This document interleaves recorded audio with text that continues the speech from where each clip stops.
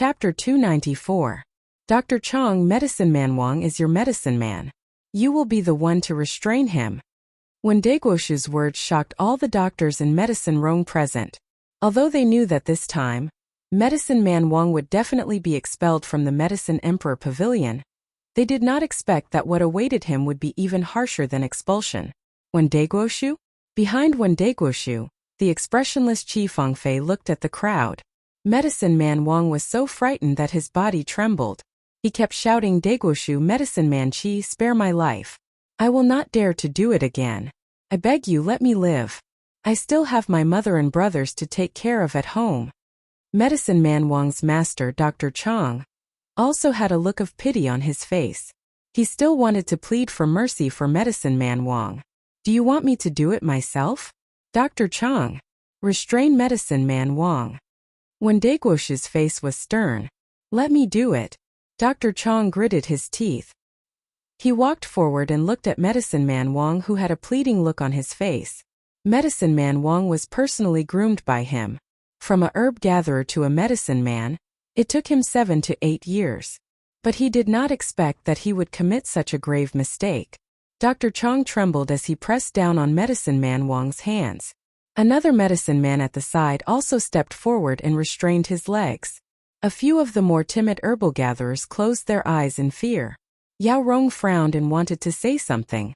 But after looking at Wen Daguoshu's expression, she turned her head away. Even Chang Sihai's face showed that he could not bear it.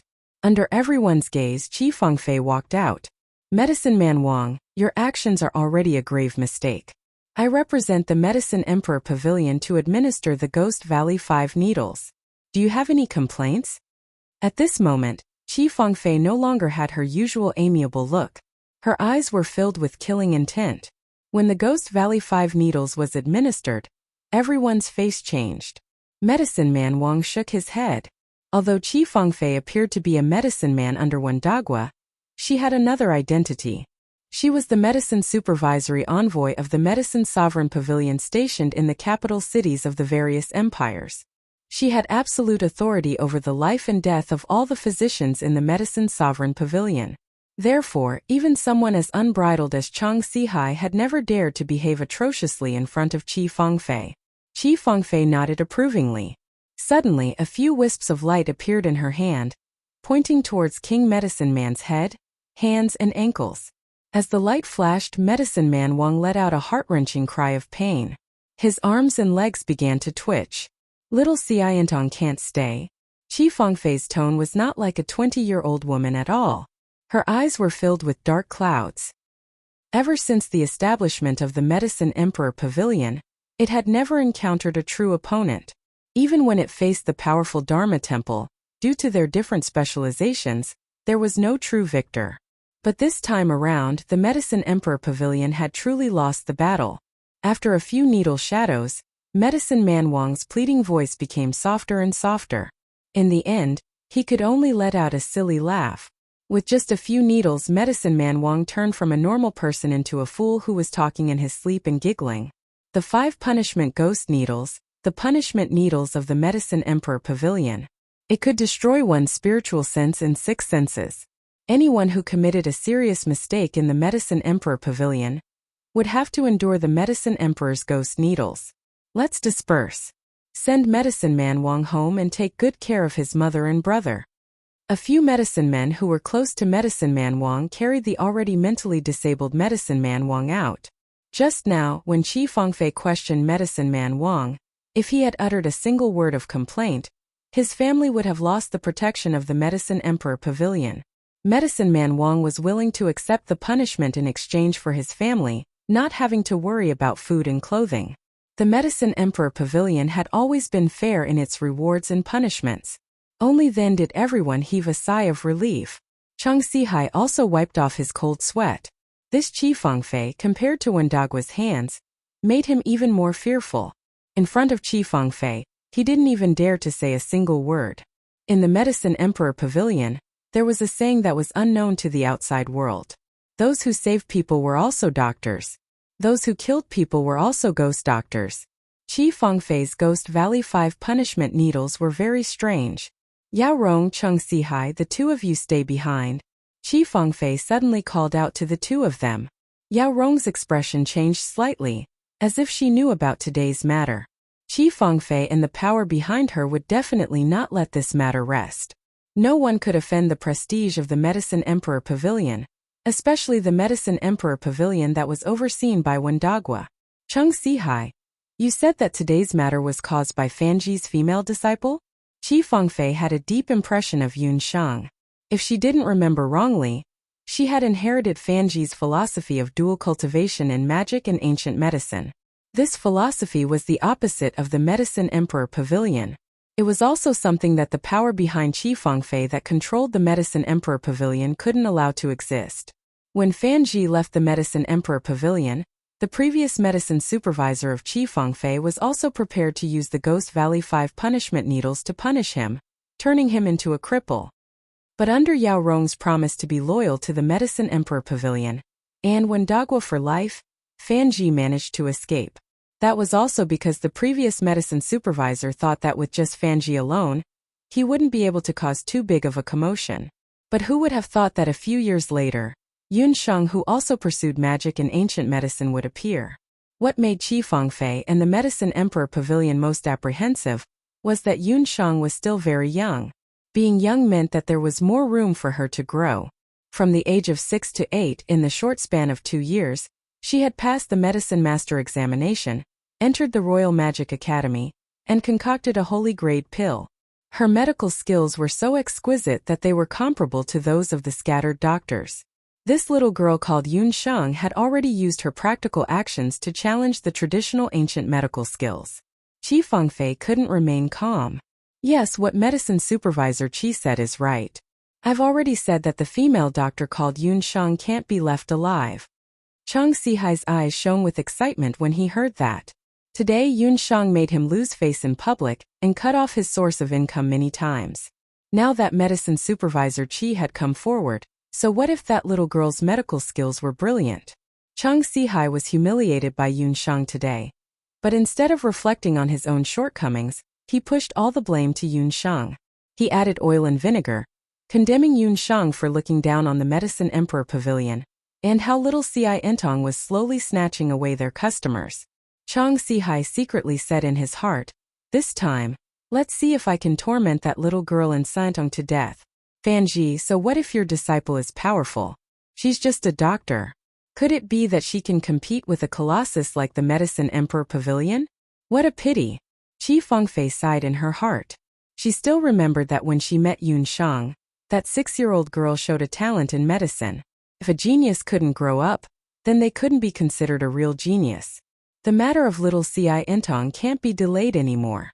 Listen up, starting from tomorrow, all the pharmacies and shops in the Great Zhou Empire will stop supplying medicinal herbs to the little Ci Entong.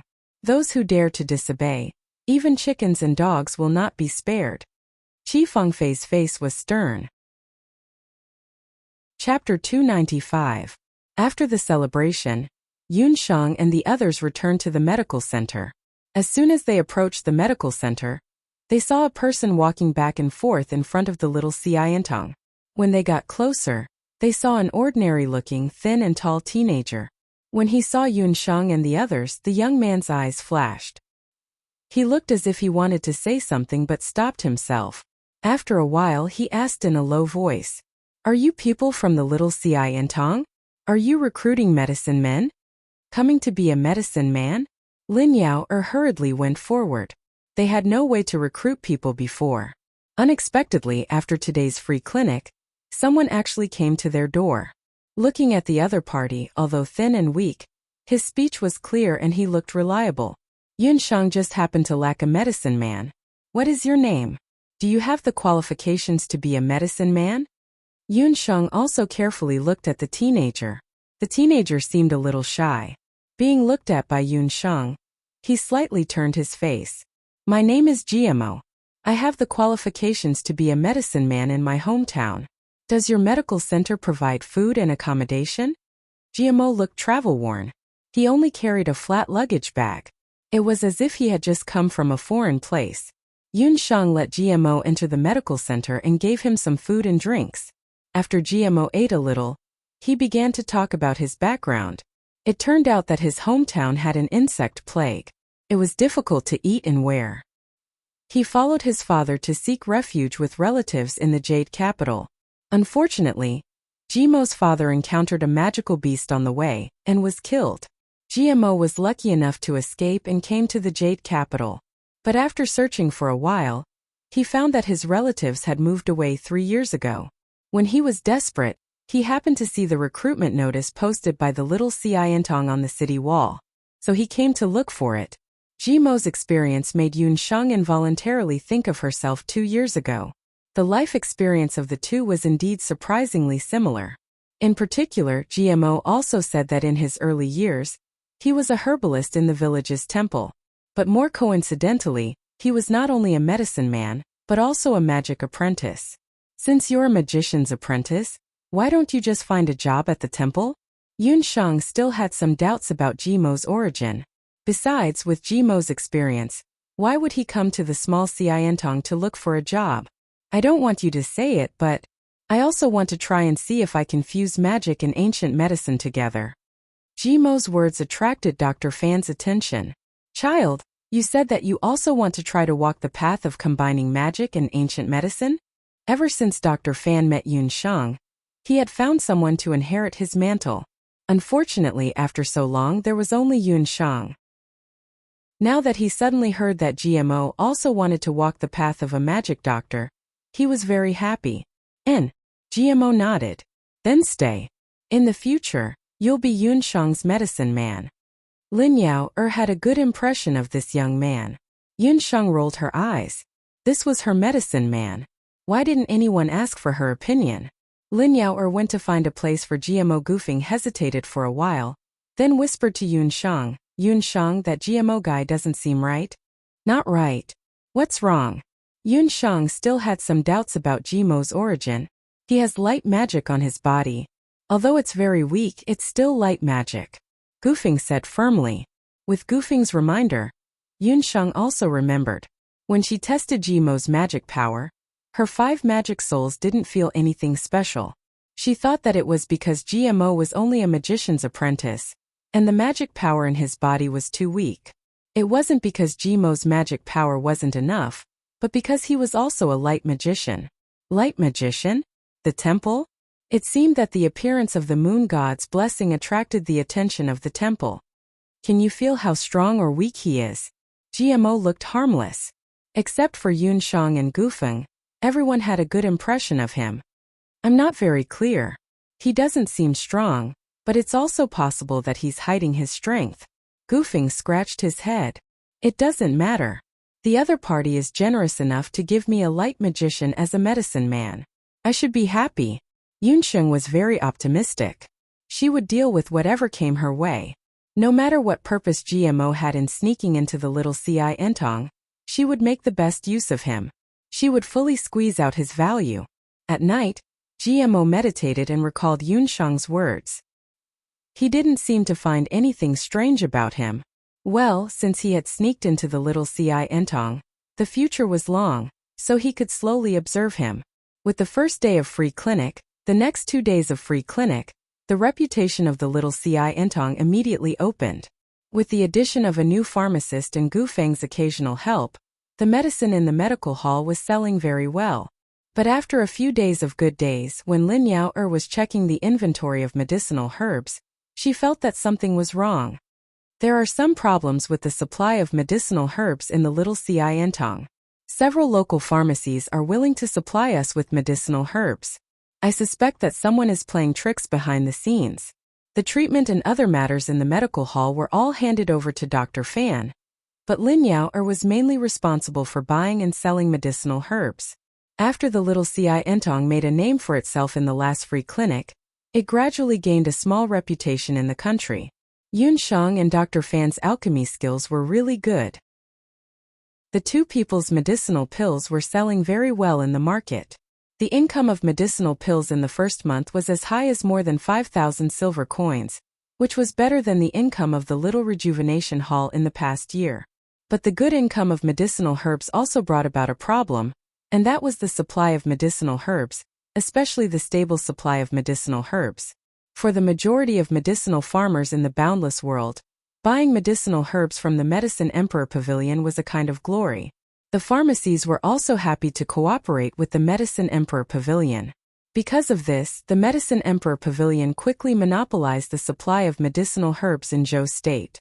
1.5 months after Yunshang's Little Xiantong opened for business, the medicinal herbs in the medical hall's inventory were all used up. When Lin Yao was in Daoi Mountain, she didn't expect today's situation. When she first came to Jade Capital, she was unfamiliar with the place and people. She went to several local pharmacies in a row, but she was rejected by them with the excuse that they didn't have enough medicinal herbs. The first time might be a coincidence, but after a few times Lin Yao felt that something was wrong.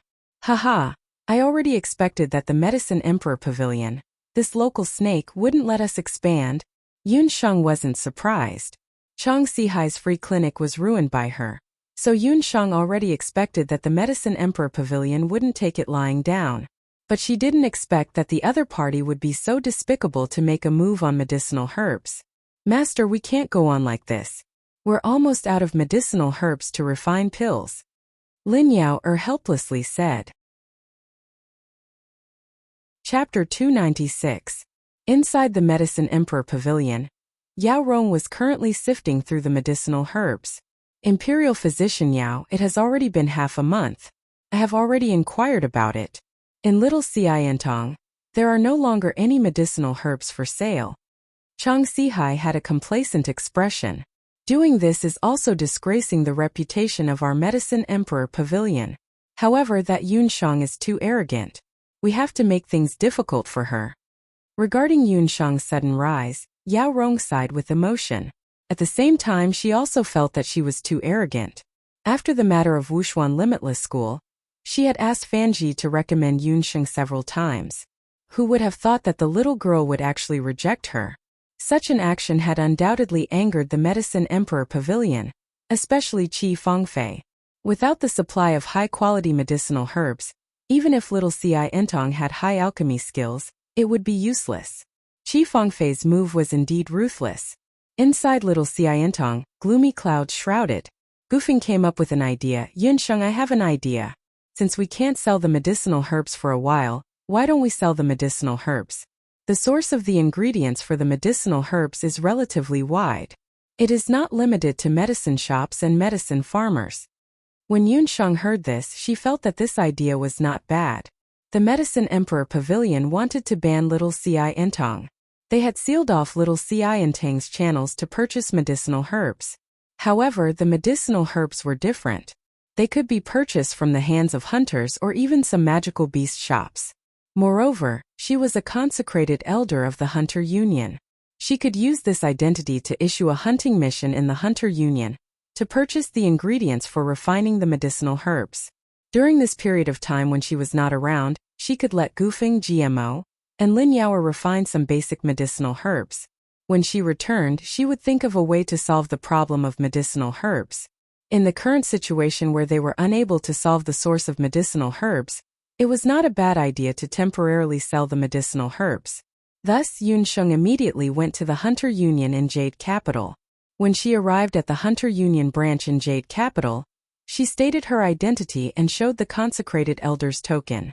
The person in charge of the Hunter Union branch personally came out to receive her. So it's Lord Yan Yun, the disciple of Elder Consecrated. May I ask if you're here for a mission, or?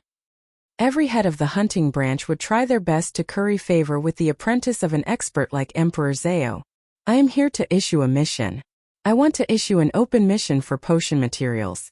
As long as anyone can collect enough materials, they can immediately send them to the Little Xiantong in the Jade Capital. There will be people there who will pay them. Yunsheng listed the potion materials she needed to collect. She had chosen some of the most basic low-grade potion materials, which could even be completed by a Grade E or Grade D hunter. After leaving the hunter branch, she returned to the base of the Heaven Extermination Hunting Corps, and gave the same mission to the hunters in the Hunter Corps. Other than the elite hunters that Yun Songlong had brought with him, the rest of the people were all sent out by Yunsheng to collect the ingredients for the magic potion. GMO was secretly observing everything in the Little Xiantong. Yun Shang, this person was indeed not simple. It seemed that not only did she have a good relationship with the Wuxia Limitless School, she also had a close relationship with the local Hunters Guild. Yun Shang also ordered Zhong Wei to go to the South Wall City to inquire about the situation of the Purple Gold Mine. A month later, Yun Songlong brought the hunters back with a new look. Reporting to young master, we are back. In this trial, all 50 of us have successfully advanced to Grade E Hunter, 30 of us have successfully advanced to Grade D Hunter, and 10 of us have advanced to Grade C Hunter. Zhou Quan himself had already become a Grade C Hunter. What surprised Yun Shang the most was that when she knew that the Hunter Corps was going to Mount Daoi, Oriole had also taken the initiative to volunteer. This time her progress was astonishing. She had also successfully passed the Grade C Hunter's assessment and became a Grade C Hunter. Very good. You have successfully advanced to Grade D Hunter and above. Go and pack your luggage immediately.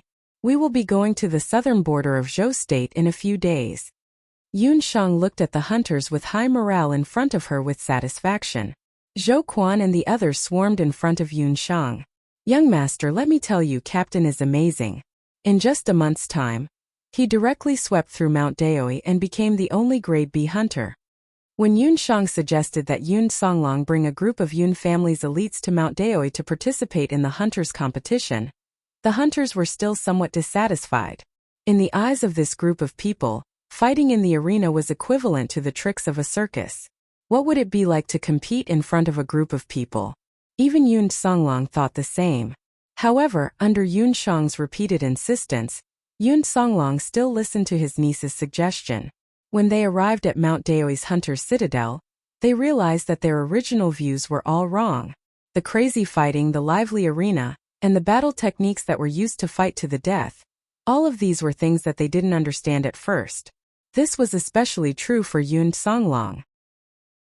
Although his injuries had been healed by Yun Shang, because he hadn't used his fighting spirit for a long time, his skills had inevitably regressed. However, the fighting atmosphere of the arena was undoubtedly the most suitable for him. He led the Sky Expedition hunting group and fought steadily and steadily. He started off as an E-grade hunter. In terms of the hunting group, Yun Songlong had already killed his way up to a B-grade hunter within a month. If it wasn't for his agreement with Yun Shang that he would go to the southern border in a month's time to check on the situation of the Purple Gold Mine, Yun Songlong would probably have created a new ranking record in Mount Daoi's Hunter's Citadel. Even so, the name of the newly risen Sky Hunting Corps had quietly spread throughout Mount Daoi. The same news had also spread to the other capital cities of Zhou State and the Hunter's Citadel's Hunters Club. From being unknown to having a little fame, the Hunters Arena was undoubtedly a shortcut to becoming famous. Yun Shang had also expected this, but she didn't expect the Heaven Hunting Army to be so good at handling matters. They actually managed to advance all the way. A few days after Yun Songlong's return, there were already customers who came to the Jade Capital Hunters Club to request missions from the Sky Hunting Corps. This was undoubtedly very good news. After all, the Sky Hunting Corps was changed from the military. Compared to ordinary hunting corps, they were more disciplined. This was what many customers were most satisfied with. When Yun Shang heard this news, she couldn't help but laugh in her heart. Her second uncle and father were really born from the same mother. Although one was a magician and the other was a warrior, they were equally fierce in the arena. In a few years' time, the Sky Hunting Corps would become one of the top hunting corps in Zhou State. This change was something that Yun Songlong didn't expect when he reorganized the Yun family's army. Sure, I heard that the Medicine Emperor Pavilion made a move while I wasn't around. The moment Yun Songlong returned to Jade Capital, he heard about the Medicine Emperor Pavilion's actions from Zhang Li. Chapter 297. When Yun Shang had refined a Saint-grade pill for him, Yun Songlong had already been secretly worried that the Medicine Emperor Pavilion wouldn't tolerate Yun Shang. Because of Yun Songhai, Yun Songlong had always felt indebted to Yun Shang. In his heart, even if his niece's talent was astonishing, she was still a child. Others might not know much about the origins of the Medicine Emperor Pavilion, but as the general of Swift Cavalry of Zhou State, Yun Songlong more or less knew a little about the Medicine Emperor Pavilion's methods. Unfortunately, he knew nothing about medicine, so he could only rely on his own abilities to protect his niece. Yun Songlong didn't have a daughter, so he had already treated Yun Shang as his own daughter. Second uncle, it's fine. We've decided to lie low for a while and sell magic potions instead. Yun Shang didn't want her second uncle to worry. Her second uncle is back. No one will be able to hurt you in the future. Yun Songlong patted Yun Shang's head. Yun Shang felt that her second uncle's protective behavior was funny, but she also felt sweet in her heart. Felt good to have a family. Cough cough, there's one more thing. Sure, I heard Uncle Yun say. Yun Songlong's expression was a little strange. Although he had left the general's estate because of his hatred for the Yun family army, he had always been paying attention to the matters of the Yun family residence. When he returned this time, he heard from Uncle Yun that little Miss had diagnosed her father, Yun Ba, with a hidden illness. Yun Songhai had seen Yun Shang's medical skills before. When he heard the news, he was also shocked. He was afraid that there was really something wrong with Yun Shang's body, so he hurriedly asked Yun Shang about it. There is a problem, but it's not a big problem. Old General Yun's body is still very strong. But Yun Shang frowned and thought for a moment, but still decided to tell Yun Songlong about her discovery that day. Seeing that Yun Shang still refused to call Yun Ba grandfather, Yun Songlong felt a little helpless. However, he also understood that the misunderstanding between Yun Shang and Yun Ba could not be resolved in a short period of time. He could only hope that time would wash away those misunderstandings and grievances. If I'm not wrong, the old general's cultivation has already begun to decline. Yun Shang looked around carefully. After making sure that there was no one around, she told Yun Songlong this shocking discovery. When Yun Songlong heard this, his expression changed greatly. Father's cultivation has already begun to decline? The aging of a person was a natural law, and it was common sense for it to happen to anyone. However, it was unusual for this to happen to the martial saint of Zhou State, Yun Ba. Because the safety of Zhou State, or rather, the prosperity of the Yun residents, was painstakingly supported by Yun Ba's reputation as the martial saint. In the past few years, even though the martial arts dojos in various parts of Zhou State were still flourishing, people from the Wushuan Limitless School would often appear. However, the martial saint, who represented the peak of martial arts, had always been lacking. Since Yun Ba had broken through to the martial saint realm 20 years ago, only 2 people had broken through to the martial saint realm in Zhou State. One of them had been surrounded by many experts in a battle, and had been killed in the end. The other belonged to the Soldier Hunting Union, and would not risk his life for Zhou State. Therefore, only Yun Ba alone was left to support Zhou State. In the past few years, the reason why Zhou State was able to remain one of the 5 great countries despite the country's declining strength was also because of Yun Ba, the martial saint. However, Yun Shang had now determined that Yun Ba's cultivation was declining. This news was undoubtedly unacceptable to Yun Songlong. Why is it like this? Father, Yun Songlong cried out involuntarily, his face revealing a pained expression. When there was a limit to one's strength, Yun Shang did not tell the old general this news. With his pride, if he knew this truth, he would definitely be in great pain. The last time I checked his pulse, I could see that he had suffered a serious injury several years ago. Unfortunately, if he hadn't suffered that injury, the battle chi in his body would have been enough to break through to the martial god realm. Yun Shang also found it very strange. With Yun Ba's strength and experience, why would he have lost that precious opportunity to break through? Martial arts practitioners were different from magicians. They relied on their physical bodies to break through. The higher the realm, the harder it was to break through. Generally, martial arts practitioners would reach the peak of their battle chi when they reached the age of 50. From Yun Ba's pulse, Yun Shang deduced that he should have had an extremely good battle chi breakthrough several years ago. Can you deduce how many years ago that breakthrough was? Yun Songlong stared nervously at Yun Shang. About 8 or 9 years ago. Counting. Yun Shang's words came to a sudden halt. 8 or 9 years ago, wasn't it when something happened to Yun Songlong and Yun Ba went to the southern border of Zhou State to rescue Yun Songlong, then met the later Qin Marshal Saint Tian Kezi? As expected, it was because of me. Yun Songlong closed his eyes in surprise. He remembered that the day before he led the army to battle, his father Yun Ba had already entered seclusion. Counting the days, if he hadn't been ambushed by Yun Songlong after more than half a year of seclusion, Yun Ba wouldn't have been forced to exit seclusion. Second uncle, you can't be blamed for this. If you want to blame someone, you can only blame the people of Grand Emperor City, especially that despicable Xian Wuji and the later Qin Marshal Saint Tian Kezi. I suspect that they colluded long ago. Yun Shang also understood that Yun Ba had been injured during his competition with the later Qin Marshal Saint Tian Kezi. Although he hadn't revealed it to the outside world at that time and had tried his best to heal his injuries afterwards, the serious injury had affected his later breakthrough to the martial realm. It had also prevented Yun Ba from breaking through to the martial body realm. Tian Kezi had become famous later than Yun Ba. If it had been a normal competition, he obviously wouldn't have been Yun Ba's match. After a fierce battle with the people of Grand Emperor City, Yun Ba had used up more than half of his Do Qi. It was only after Tian Kezi had appeared that Yun Ba was seriously injured. Thinking about it this way, the two sides must have planned this beforehand. I think that old General Yun must have realized this himself. Yun Shang didn't believe that Yun Ba was completely unaware of his own body. She remembered that it had been many years since Yun Ba had last fought with someone of the same martial realm. Yun Shang, you don't know this, but the Yun residence is already on its last legs. Your father has left and I have also left the Yun residence.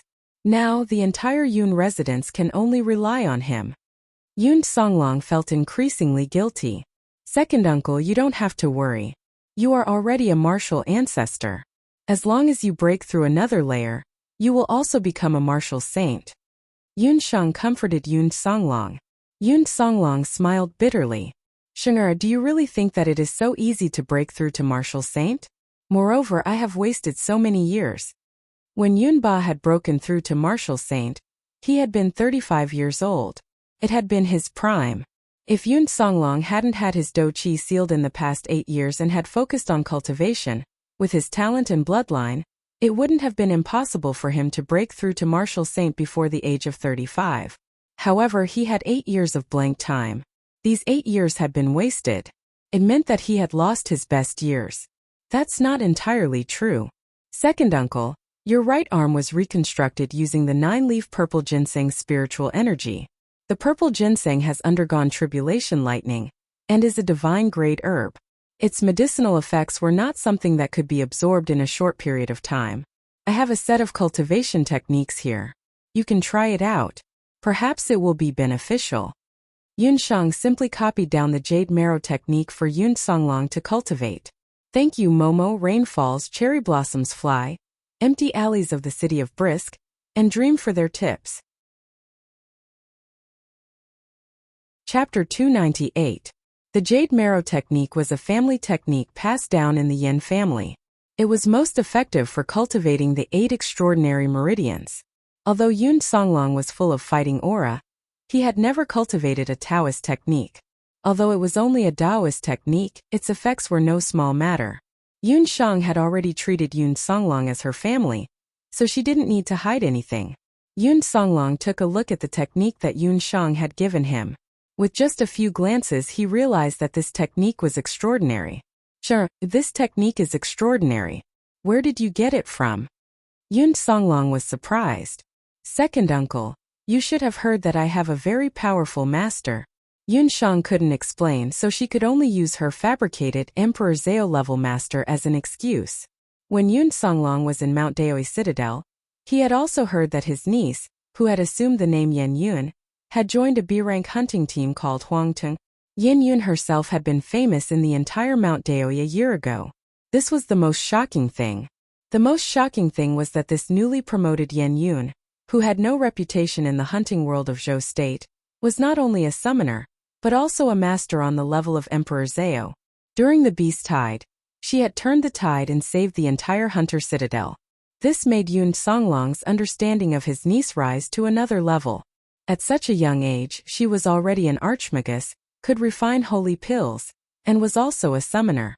Fortunately, Yun Shang's multiple identities were known by very few people.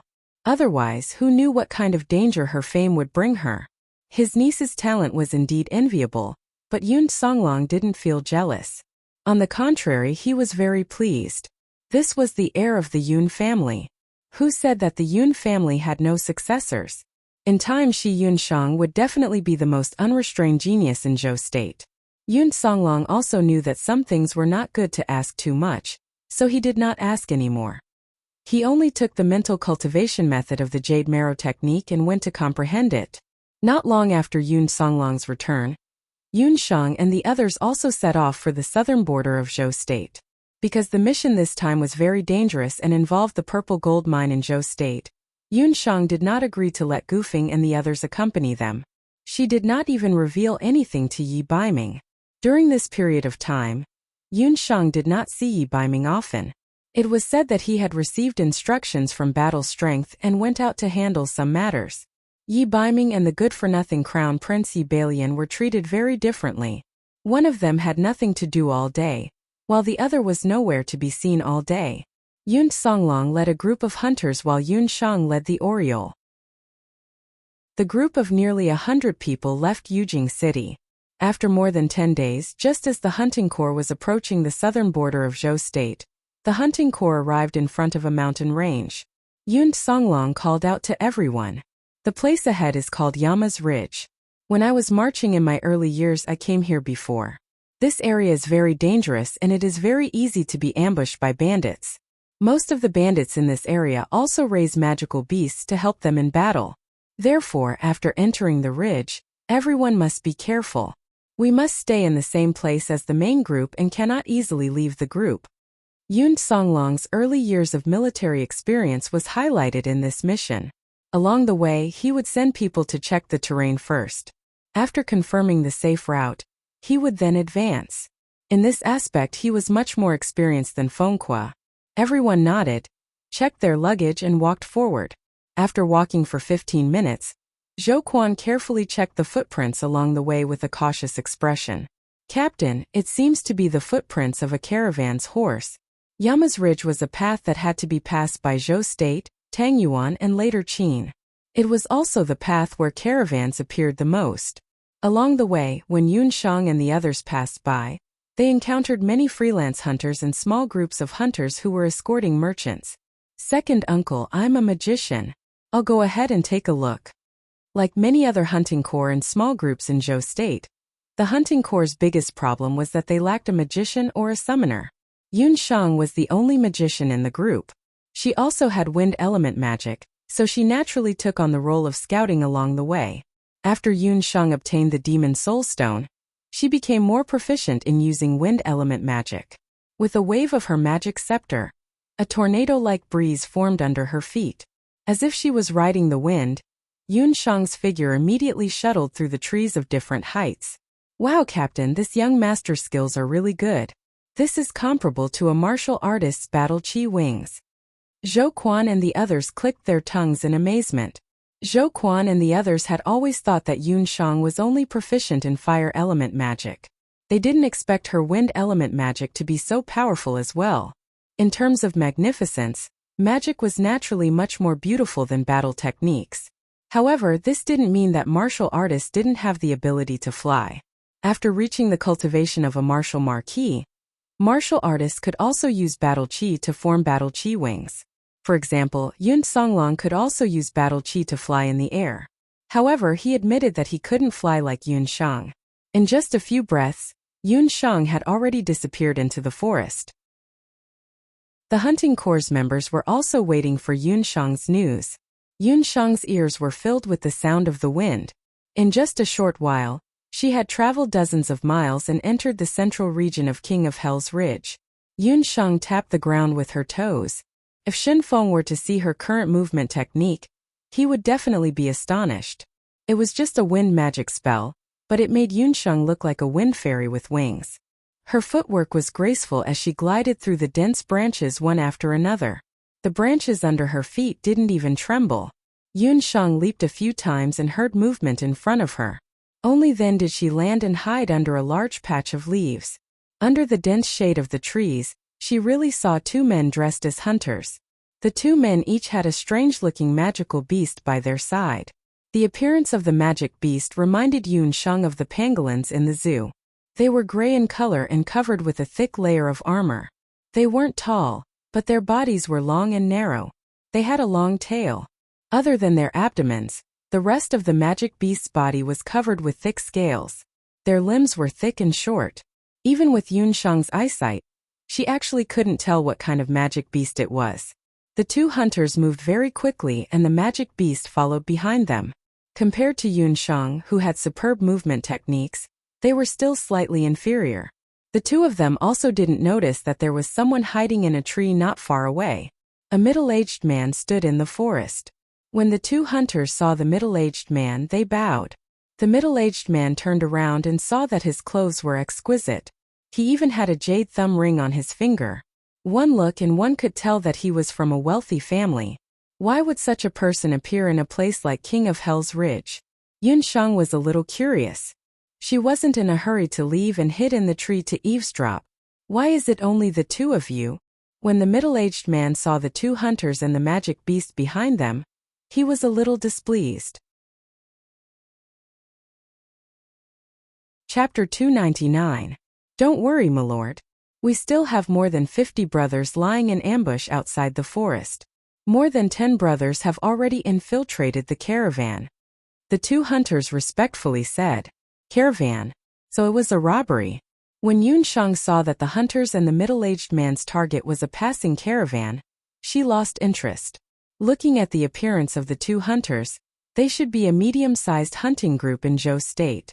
It was not uncommon for such a hunting group to be hired to rob caravans. Yunshang had important matters to attend to, so she did not intend to meddle in other people's business. Just as Yunshang was about to leave, the middle-aged man suddenly said, "Well done. As long as you take advantage of the chaos to steal some of the accounts and treasures, when Zhou Qingchuan returns to his family, he will no longer have a chance to make a comeback." Hearing Zhou Qingchuan's name, Yunshang paused for a moment. Could it be that the caravan that the hunters disguised as bandits wanted to rob was the Everlasting Chamber of Commerce's caravan? Although Zhou Qingchuan and Yunshang had only met once, it could be said that he had helped her greatly. Moreover, this person's thoughts were meticulous, and would definitely become a top figure in the future. If the Heaven Expedition hunting group wanted to grow stronger in the future, it would undoubtedly be very helpful if they could establish a good relationship with the continent's largest chamber of commerce. Don't worry, my lord. After taking your money, our Phantom Beast group will definitely handle this matter properly. We have already made our preparations and will begin our sneak attack tonight. When the time comes, we will have to trouble my lord to delay the caravan. The hunters and the middle-aged man discussed for a while before dispersing. Yunshang pondered for a moment before immediately hiding in the bushes. Yun Songlong saw that Yunshang had been gone for a while. When she returned, her expression was grave. He could not help but ask curiously, "What's wrong? Is there a problem ahead?" "Second uncle, there's something I need to discuss with you." Yunshang told Yun Songlong about the hunter and the middle-aged man she had just discovered. "Sheng'er, you want to help Zhou Qingchuan?" In the past few years, Yun Songlong rarely walked around the continent, but this did not mean that he did not know about the Everlasting Chamber of Commerce. Although the Everlasting Chamber of Commerce wasn't as big as the Hunter Union, the Medicine Emperor Pavilion, the Temple of Dharma, or the Zhao State, its influence wasn't to be underestimated. It was rumored that the ancestors of the Everlasting Chamber of Commerce came from the Eastern Imperial Dynasty that had already fallen apart. After the decline of the Eastern Imperial Dynasty, the Everlasting Chamber of Commerce did not decline along with it. Instead, it used its identity as an imperial merchant to establish a close relationship with the 5 major countries. The Everlasting Chamber of Commerce's products also covered a variety of fields, from magic equipment to daily necessities to weapons. Zhou Yuhuang, the founder of the Everlasting Chamber of Commerce, once said that there were only things that the Everlasting Chamber of Commerce couldn't supply. The Zhou Qingchuan you're talking about should be one of the direct descendants of the Everlasting Chamber of Commerce. As for that middle-aged man, if I'm not wrong, his position in the Everlasting Chamber of Commerce is not low. The robbery this time must be related to the internal strife of the Everlasting Chamber of Commerce. If we rashly intervene, I'm afraid it will cause unnecessary trouble. Yun Songlong was worthy of being called a talented general. Even if there were a few years of blank time, his considerations were very thorough. Second uncle, what do you think of the Zhou state's emperor treating our Yun residents? Yun Sheng suddenly asked. Shenger, what do you mean? Yun Songlong couldn't help but be startled by Yun Shang's words. Yun Shang's words implied that she wanted to betray the Zhou state. The entire Yun residents had been loyal to the Zhou state for hundreds of years. As a male descendant of the Yun family, Yun Songlong had been loyal to the Zhou state since he was young. Even though he had left the Zhou state's army, there was never a day when he would become an enemy of the Zhou state. Second uncle, if the incident in Grand Emperor City is really related to the Zhou state's emperor, your hand and old General Yun's injuries won't be simple. Shenger is only doing this to leave a way out. As the saying goes, a crafty rabbit has 3 burrows. We should also make some plans, Yun Shang said frankly. With the current situation in the Zhou state, it seemed like a storm was brewing. Yun Shang could already faintly smell the scent of danger. Then we'll do as you say. Yun Songlong was so frightened by Yun Shang's words that he broke out in a cold sweat. But after thinking about it, he felt that Yun Shang's concerns were not completely unreasonable. Since he had decided to help Zhou Qingchuan, Yun Songlong called for Zhou Quan. Yun Shang also described the strange demonic beasts she had just seen, as well as the attire of the hunters who each had a demonic beast by their side. What Yun Shang was currently worried about was that they didn't know the depth of the other party's hunting corps and their strength. There were countless hunting corps and small teams in the Zhou state. If they didn't find out the other party's background, it was very likely that she wouldn't be able to help Zhou Qingchuan. She might even lose members of the Sky Expedition Hunting Corps. After all, their main mission in the southern border of the Zhou state this time was the Purple Gold Mine. Who knew that when the hunters, including Zhou Quan, heard this, they immediately reacted. Young master, I have some impression of the hunting corps you mentioned. It should be the Phantom Beast Corps. Zhou Quan was the smartest and most adaptable person in the Sky Expedition Hunting Corps. He had a good relationship with the Hunters Guild in Yujing City, so he was the most familiar with the famous hunting corps in the Zhou state. Especially when Yun Shang mentioned that the other party's hunters each had a magical beast, he immediately thought of it. Phantom Beast Corps? That's a B-rank hunting corps in the Zhou state? Yun Songlong couldn't help but be shocked when he heard this. The Phantom Beast Corps was a medium-sized hunting corps made up of 50 hunters.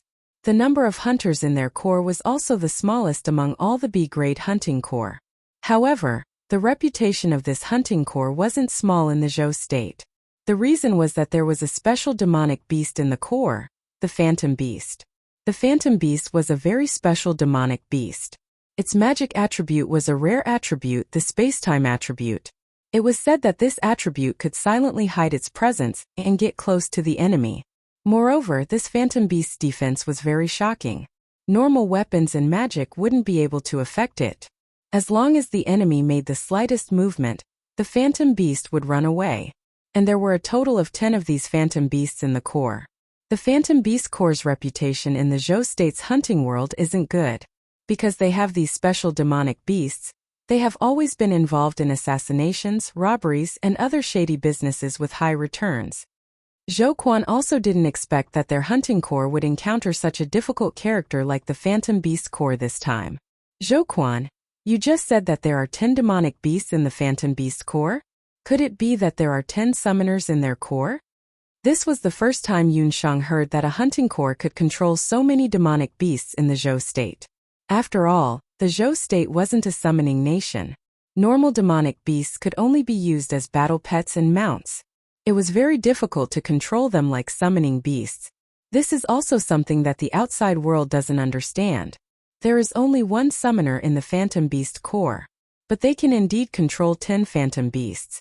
If only Master Zhongran was here. Zhou Quan was a little nervous.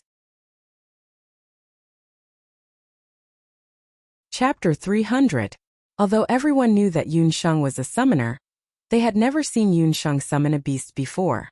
So they all assumed that Yun Shang was only skilled in medicine. A month ago, Yun Shang had sent her subordinates to the southern part of Zhou state to investigate the situation there.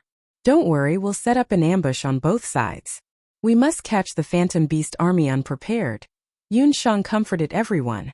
Since she knew the background of the Hunter Corps that was going to ambush them tonight, it was much easier for Yun Shang to set up a trap. The Everlasting Chamber of Commerce was the continent's largest chamber of commerce. Even the infamous Phantom Beast army did not dare to directly rob the Everlasting Chamber of Commerce's people and goods. If she didn't guess wrong, the middle-aged man and the Phantom Beast army's goal was not the Chamber of Commerce's goods, but some of the account books. Those account books were definitely related to an important person in the Everlasting Chamber of Commerce. They were also very important to Zhou Qingchuan. The people of the Phantom Beast army would definitely take advantage of the chaos to snatch the account books. For Yunsheng, she was not afraid of the Phantom Beast army. On the contrary, she was looking forward to meeting the Phantom Beast army. Zhou Bing had said that the Phantom Beast army had a special method of controlling beasts. If she could confirm the other party's special method of controlling beasts in this ambush and learn it, then she could use it on the Heaven Hunting Corps. It would definitely be a great boost to the Heaven Hunting Corps. Under Yun Songlong and Zhou Quan's arrangements, the Heaven Hunting Corps hid in the mountains and quietly waited for the Everlasting Chamber of Commerce's caravan to arrive. Around sunset, the sunlight on King of Hell's mountain range gradually dissipated. The dense forest turned into ghostly shadows, as if there were countless ghosts. The sound of horse hooves could be heard as a large caravan appeared on the winding mountain ridge. The members of the Heaven Expedition Hunting Corps hidden in the trees were able to see the situation of the Everlasting Chamber of Commerce's caravan from their high vantage point. This caravan was not small. There were dozens of carriages, horses, and other supplies. The Everlasting Chamber of Commerce was a large chamber of commerce, so when they went out, they would definitely invite a group of hunters to protect them. There were some well-equipped mercenaries scattered around the caravan. It was obvious that these mercenaries had undergone professional training. There were men and women, and there were even a few mages. They were careful along the way, checking for traps or ambushes. Yun Songlong was already prepared for this. Before they set up the ambush, they had already cleaned up their tracks. The caravan became even tighter. A flag was placed on the carriage at the front of the group.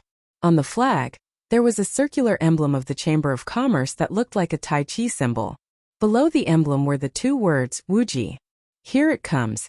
Yun Shang's eyelids suddenly twitched, and she immediately became energetic. Yun Songlong and the others did not make a sound. At this time the twilight was already fading, and the road ahead was gradually becoming blurry. The caravan of the Chamber of Commerce stopped. It was obvious that they were discussing whether they should continue their journey through the night or stay where they were. Yun Shang's gaze flickered and landed in front of a row of carriages. With this glance she saw a purple figure. Zhou Qingchuan had a handsome face and purple hair.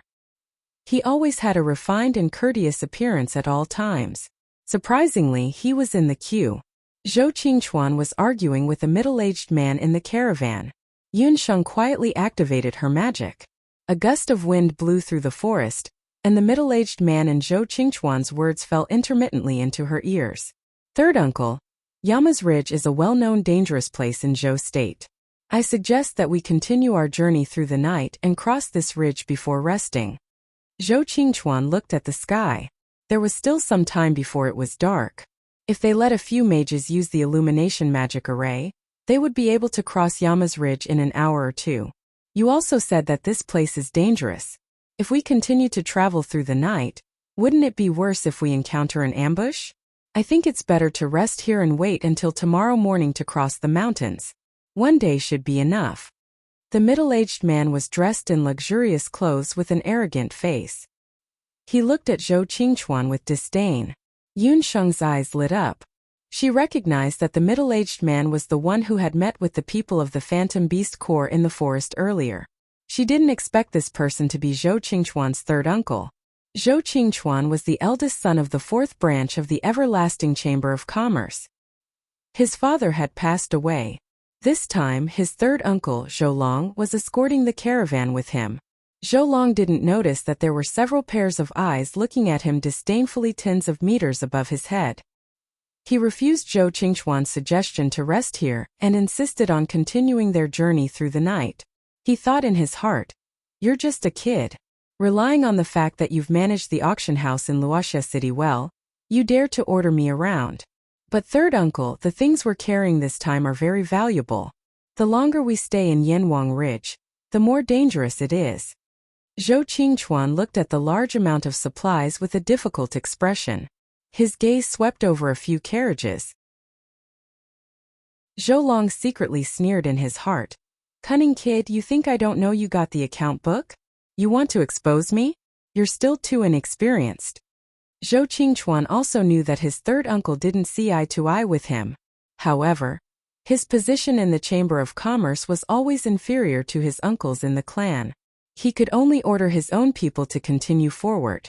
Just in case, he also ordered people to arrange several magic arrays beside the carriages that hid the account book. The purpose was to prevent accidents along the way.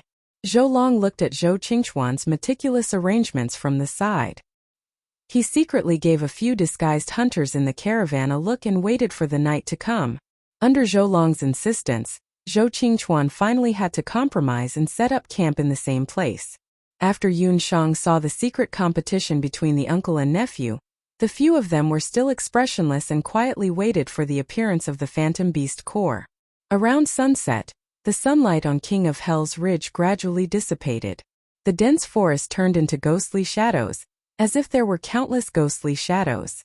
In this area, in order to prevent strange magical beasts from approaching, Zhou Qingchuan and the others did not light a fire. Instead, they arranged several magic arrays. The gentle light of the magic arrays illuminated the surroundings. Everything seemed normal. After drinking some water and eating some dry food, the people of the Chamber of Commerce returned to their respective tents and began to rest. Yun Shang secretly counted. There were about 120 people in the Wuji caravan. There were about 30 to 40 hunters who were hired. Most of the hunters were warriors, and there were about 5 to 6 mages. Although Zhou Qingchuan was only a merchant, his thinking was very clear. He divided the hunters into 2 groups.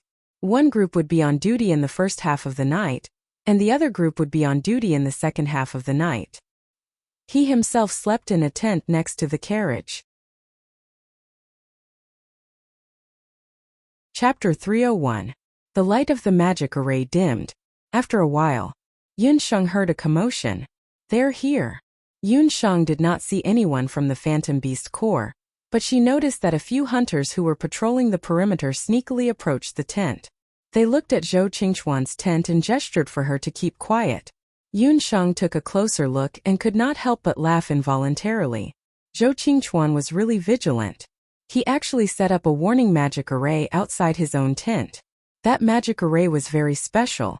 It did not have any defensive or offensive power, but it had a very special function, and that was to warn people. As long as someone came within 100 meters of the tent, the magic array would give off a warning sound. That kid is really like what Master Zhou said. He is very cautious. A few of the disguised members of the Phantom Beast Corps had a sullen look on their faces. Fortunately, Master Zhou was prepared. A few of the members of the Phantom Beast Corps had a proud look on their faces. They spoke in unison and began to chant. It was an ancient and cryptic voice that sounded like the chanting of a summoner. Then a belt appeared on their waists. That belt looked no different from a normal belt. But if one looked closely, they would find that there was a certain fluctuation of magical beasts on the belt. Ordinary people wouldn't be able to sense these fluctuations, but to a summoner like Yun Shang, she could sense the subtle fluctuations of a summoner's mana fluctuations. The fluctuation came from a gem on the belt. Yun Shang was shocked. Immediately after, a series of rustling sounds could be heard beside them. A summoning array appeared beside them. The phantom beast that Yun Shang had seen in the forest earlier appeared. There were a total of 4 of those magical beasts that looked very similar to the pangolin. After listening to the hunters murmuring for a while, the magical beasts quietly sneaked into the tent with the magic array in front of them. After the phantom beast appeared, under the orders of the hunters, they immediately began to dig the ground. Soon there was a small slope on the ground. The phantom beast's digging ability was very strong. In less than half an hour, an underground tunnel was formed. This way, not only could they avoid the magic array, but they could also ensure that they would not alarm Zhou Qingchuan, who was in the tent. That Zhou Bing was also very thoughtful. He clearly knew that Zhou Qingchuan would definitely be cautious, so he simply found the Phantom Beast Corps' magical beasts. "You stay here. If someone barges in, immediately warn us. We'll go in." The Phantom Beast Legion left behind a hunter and followed the tunnel, quietly approaching the carriage behind. Zhou Bing only knew that Zhou Qingchuan might have hidden the account book in one of the carriages, but he wasn't sure which carriage it belonged to, so he could only take the risk and search for it. That hunter was on the lookout. Suddenly he felt a hand on his neck. There was something cold and hard on his neck. "Don't make a sound. Otherwise you'll be a dead man in the next second. Answer whatever I ask," said a pleasant voice. Hunter only felt his feet lighten as he was taken to the side. A few tall and sturdy hunters surrounded him. "Young master, why did you take him here? We can just kill him in one go." Zhou Quan couldn't figure out Yun Shang's intentions. "Don't worry, these are just small fries. Tell me, who gave you the belt on your body?" Yun Shang didn't hold back and pulled off the hunter's belt. She had already noticed that the reason why these hunters who were not summoners could control the phantom beasts was because of those strange belts. "You are..." That hunter still wanted to struggle, but at this time, Yun Songlong grabbed his left arm. With a cracking sound, that hunter felt a sharp pain in his left arm. The bones in his hand were actually crushed. The hunter's body emitted a strong pressure of Do Qi. Powerful, this person was at least a martial marquis level expert. Ask one question, answer one question. Otherwise, your skull will be crushed in the next moment. Yun Songlong had the aura of a warrior on the battlefield. That hunter didn't even dare to make a sound. "Yes, our captain gave it to us." That hunter was sandwiched by a few people and did not dare to resist. It turned out that the captain of the Phantom Beasts was a scepter summoner. His strength was very average, but one of his relatives was working in the Zhao state. This special belt was said to be developed by the Zhao state. It was called the Summoning Belt. A special magic array was used on it. Under the effect of this belt, even a normal warrior or magician could control a magical beast. However, one summoning belt could only control one magical beast. Moreover, the magical beast could not communicate with the controller on the spiritual level. Its effect was worse than a summoned beast, but it was much easier to control compared to a normal war pet. "How many of these summoning belts do you have?" Yun Shang looked at the summoning belt in her hand. There was a gem on the belt, just as the hunter said. However, after Yun Shang checked it, she did not find that the gem had been tampered with. "Yes, the captain has 10 with him. When we came out we brought 5 with us. The other 5 are still with the captain." That hunter looked at the group of unknown hunters in front of him and felt a chill in his heart. "Where is your captain?" Yun Songlong saw that Yun Shang was interested in the summoning belt and continued to interrogate. "I don't know."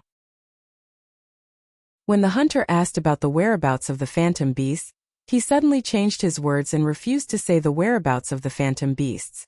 "You refuse a toast only to be forced to drink a forfeit." Yun Songlong's expression became serious and he was about to make a move. "Second uncle, let me do it." Yun Shang blocked Yun Songlong's hand and a smile appeared on her face as she looked at that hunter. That hunter made up his mind that he would never reveal the whereabouts of the phantom beasts. There were still young and old in his family. If he revealed the whereabouts of the captain, his family would definitely suffer revenge. So no matter how the people in front of him tortured him, he would never utter a word. Seeing that the group of people suddenly stopped interrogating, the female hunter suddenly smiled. The beast army people were still hesitant. They did not know what Yun Shang's intentions were. In Yun Shang's eyes, Shen Nong's pupils constricted. If someone were to look closely at Yun Shang's eyes, they would realize that there was an additional golden in her pupils, like a bright moon. The hunter stared into Yun Shang's eyes, and a soft female voice sounded in his ears. He felt that his consciousness was becoming more and more blurry, and a dreamlike voice kept on lingering in his ears. Seeing that the beast army member went from resisting to being obedient, the resistance in his eyes also became docile and confused. Yun Songlong and the rest who were at the side were also shocked. They also did not know what special method Yun Shang used. "Thank you Luo Dewei, Beiyu and Momo for their rewards. Thank you for your continued support." Chapter 302. Tell us the whereabouts of your commander, and how many of you have infiltrated the caravan. What is the name of the person who hired you? How many benefits did he give you? What did he ask you to steal? Yun Shang guided them patiently. The Phantom Beast Corps had a total of 51 people. This time, 40 of them came, led by the commander himself. They were stationed 5 kilometers away, in a hidden cave in King of Hell's Ridge. The Phantom Beast Corps had a total of 20 people mixed in with the caravan. At this moment they were all standing guard outside the caravan. Among the people who entered, one of them was their deputy commander, and there were 4 phantom beasts among them. Yunshang's pupil shrank. The golden color disappeared, and her eyes returned to their original black color. The hunter had a confused look on his face, and he was babbling nonsense. Wow, so powerful. Young master, what kind of martial arts are you using? Zhou Quan was stunned. This method of interrogation was really amazing. This is not martial arts but a kind of medical skill. You can't learn it. Yunshang smiled indifferently. Sure, you and Zhou Quan go in and find Zhou Qingchuan. Leave this person to me. Yun Songlong glanced at the tunnel in front of him, thinking that the people from the Phantom Beast Corps were about to come out. He was already used to Yunshang's methods. This niece of his was hiding countless intriguing little secrets from head to toe. As her second uncle, he already felt that he shouldn't be offended by this. Yunshang also understood what Yun Songlong was going to do next. She and Zhou Quan had only taken a few steps when a low cry came from behind them. She did not need to look to know that the member of the Phantom Beast Corps had already been killed by Yun Songlong. As soon as the two stepped into the tent, Zhou Qingchuan immediately became alert. He had just stood up when he saw 2 figures enter the tent. Who is it? Zhou Qingchuan did not panic, and immediately held the magic scepter in his hand. It's me, big brother Zhou. Yunshang and Zhou Quan had already entered the tent. You. When Zhou Qingchuan saw Yunshang, he was shocked for a moment, but then his eyes revealed a look of joy. The magic scepter in his hand shone brightly. Wherever the light shone, he saw a beautiful figure that made his heart tremble slightly. However, there was a strong man standing beside this beautiful figure. Right at this moment, the tent was lifted and Yun Songlong, who had taken care of the beast soldier, walked in. Sure, we have to hurry.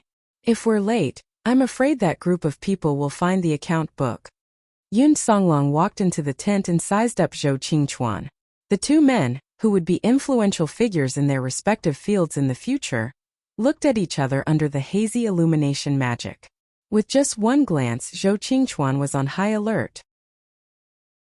Zhou Qingchuan couldn't help but raise his eyebrows at Yun Songlong's imposing aura. Big brother Zhou, this is my second uncle Yunshang. The one beside me is Zhou Quan from the Heaven Extermination Hunting Corps. Extinguish the illumination spell first. Yunshang was afraid that the commotion in Zhou Qingchuan's tent would alert Zhou Bing and the others outside. Yun Songlong? Zhou Qingchuan immediately thought of this person. He had been on the continent for many years. Although he was only a child when Yun Songlong was at his peak, he still had a deep impression of this fierce general in Zhou State. Yunshang told Zhou Qingchuan what had happened during the day. When he found out that his third uncle had colluded with the Phantom Beast Corps to steal the account book, Zhou Qingchuan didn't have any expression of surprise. His face was amiable, no different from the courteous steward that Yunshang had met at the auction house. This time it's all thanks to you guys. I also guessed that there would be people who would do something to the caravan along the way, but I didn't expect that person to be third uncle. Zhou Qingchuan's calmness surprised Yunshang. After he explained what had happened, everyone finally understood why Zhou Bing would do such a thing. There's no time to lose. Big brother Zhou, we should quickly go and capture the thief. Otherwise, if the account book is stolen, Big brother Zhou's efforts will be wasted. Yunshang reminded, I won't hide it from you guys. The account book has already been sent back. Zhou Qingchuan smiled. Between his words there was a look of understanding. He glanced at Yunshang and a gentle light flashed in his eyes. It turned out that Zhou Qingchuan had used the tactic of luring the tiger away from the mountain. Before tonight, he had already ordered people to make a copy of the account book. If he wasn't wrong, the account book should have already arrived at the headquarters of the Everlasting Chamber of Commerce. Brother Zhou is indeed a member of the Everlasting Chamber of Commerce. His thoughts are meticulous. It seems that we have made an unnecessary move this time. Yun Songlong couldn't help but admire Zhou Qingchuan. At such a young age, he was still calm in the face of such difficulties. No, I still have one thing to trouble you guys with. Since you guys are members of the hunting corps, I would like to ask for your help in eliminating the spies in our caravan. Also, try to capture the leader of the hunting corps. Although Zhou Qingchuan had transferred the account book, he had no way to prove Zhou Bing's evil deeds. However, if Yun Shang and the others could capture the leader of the Mirage Beast hunting group, and then take out the evidence of this person colluding with Zhou Bing, then Zhou Qingchuan was confident that he could rely on this time to directly dig out Zhou Bing's background. At that time, with the addition of the account book, the everlasting Chamber of Commerce would definitely experience a big reshuffle. He looked at Yun Shang eagerly. Yun Shang, however, looked at her second uncle. Yun Songlong couldn't help but frown. After Zhou Qingchuan's explanation, Yun Shang roughly understood the predicament that Zhou Qingchuan was currently facing.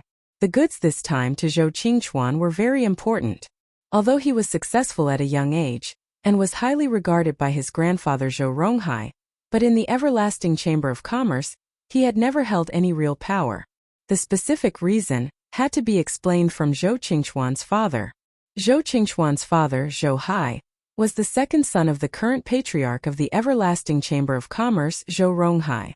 Zhou Bing was capable since he was young, and took up the position of the main manager of the everlasting Chamber of Commerce. Unfortunately, not long after he and Zhou Qingchuan's mother got married, he was tragically killed by bandits when he went out to do business. The property and power that originally belonged to Zhou Bing was forced to be transferred to the other branches of the Zhou family to take over. According to Zhou Ronghai's original plan, the property that belonged to his second son, Zhou Bing, would be returned to the second branch when Zhou Qingchuan turned 20 years old.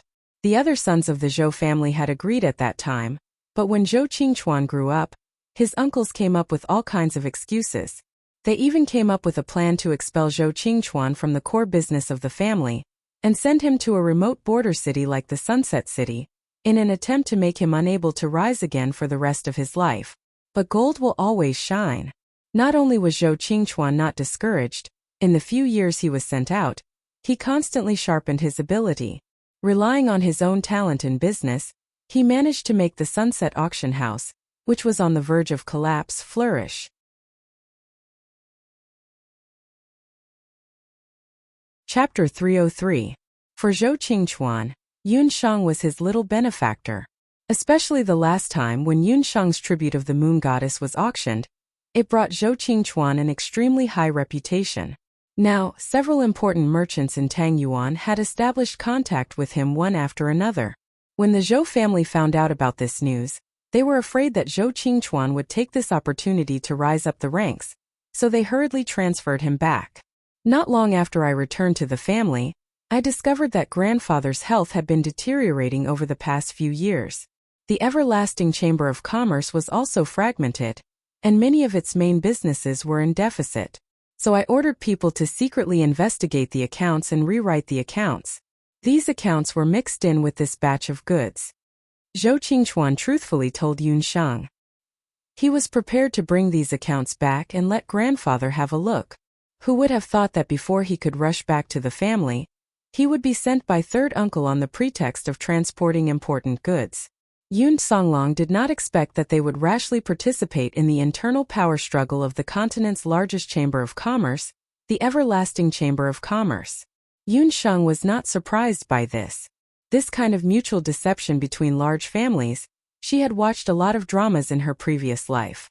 Zhou Qingchuan thought that the whole thing was confidential, but he did not expect that his uncles would still find out about this secret. He also did not expect that transporting goods was just an excuse. His third uncle's real intention was to kill him. He had only met Yun Shang twice, but he had a natural good impression of Yun Shang. This good impression had unknowingly turned into a kind of love, but Yun Shang was not aware of it. After Yun Songlong heard this, he noticed that Zhou Qingchuan was looking at his niece with a burning gaze, and found something unusual. Yun Songlong calculated in his mind. His niece was only 8 years old. Wasn't this admirer a little too early? Ahem, sure, come with me to the side. Yun Songlong called Yun Shang to the side. This is an internal matter of the everlasting Chamber of Commerce. It's not convenient for us to intervene. They went to Zhou State and later Qin to investigate the purple gold mine. For the everlasting Chamber of Commerce to be able to become the #1 Chamber of Commerce in the continent, the forces behind them were intricate and complex. It was not something a small heaven extermination hunting corps could handle. Even Yun Songlong, who did not know much about business, knew that Zhou Qingchuan's matter was not simple. Yun Songlong felt that under such circumstances, it was not appropriate for the Heaven Extermination Hunting Corps to appear. Second uncle Zhou Qingchuan is my friend. He is in trouble, so I have to help him. Yun Sheng's eyes were very determined. Yun Sheng thought highly of Zhou Qingchuan. In a situation where the enemy was weaker than them, everyone from the Everlasting Chamber of Commerce, including Zhou Qingchuan himself, did not panic. The remaining members of the caravan remained respectful to Zhou Qingchuan. It could be seen that he was a very cohesive person. For such a person, as long as he was given enough opportunities, he would be able to grasp them and rise to the top. Yun Sheng did not tell Yun Sheng that the other reason why she helped Zhou Qingchuan was related to little Xiantong. But right now, Yun Sheng did not have the opportunity to say it. You've decided? Since that's the case, then help him. Yun Songlong rubbed his temples with a headache. If they were not family, they would not enter the same door. Yun Sheng's temper was typical of the Yun clan. Behind Yun Sheng, Zhou Qingchuan was also looking at her back with apprehension. Would she help him or not?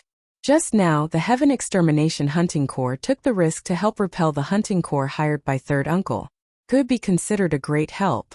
Zhou Qingchuan was a business genius. From Yun Songlong's reaction just now, it was clear that he did not want to intervene in the Everlasting Chamber of Commerce's matters. Even if Yun Sheng refused to help, he would not have any complaints. Steward Zhou, my second uncle has decided to help you find the account book. Yun Sheng turned her head and smiled at Yun Songlong. Under the light of the fire, the girl's smile was like a white flower quietly blooming in the dark night. At the same time, it made people's mind flutter, and even their soul feel like it was being taken away. Zhou Qingchuan's heart warmed and his blue eyes shook. You can call me Big Brother Zhou. Thank you, Head Yun, for lending a helping hand in this difficult situation. Qingchuan will never forget your kindness. This Big Brother Zhou was sincere. Yun Sheng and Zhou Qingchuan looked at each other and smiled, forming an indescribable tacit understanding between the two. Around dawn, Zhou Qingchuan, Zhou Bing, and the others came out of the tent one after another. Qingchuan, did you sleep well last night? Zhou Bing asked Zhou Qingchuan hypocritically.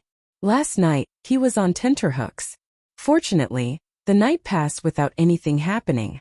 I slept very well, but third uncle, why do you look so tired? Did you not sleep well in the wild? Zhou Qingchuan still had a modest and polite appearance. I did not sleep well. Once I return home, I can have a good night's sleep. Zhou Bing heard and was secretly delighted. At dawn, the caravan of the Everlasting Chamber of Commerce set off and continued their journey along the endless Hades mountain ridge.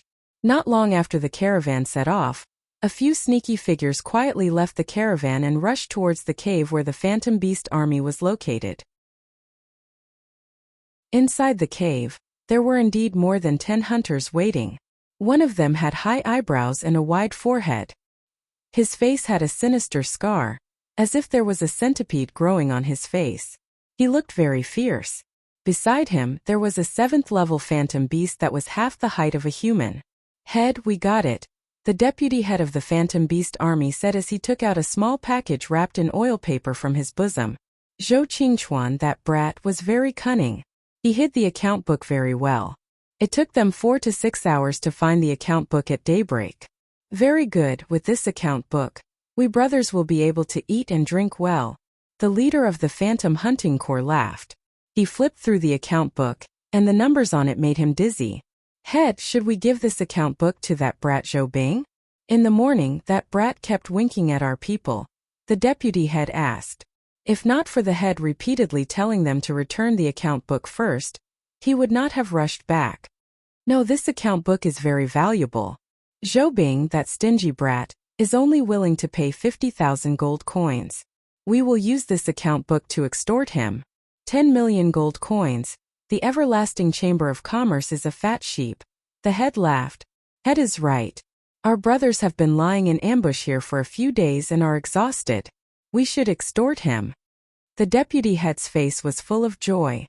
They were all fugitives and did not have any trust.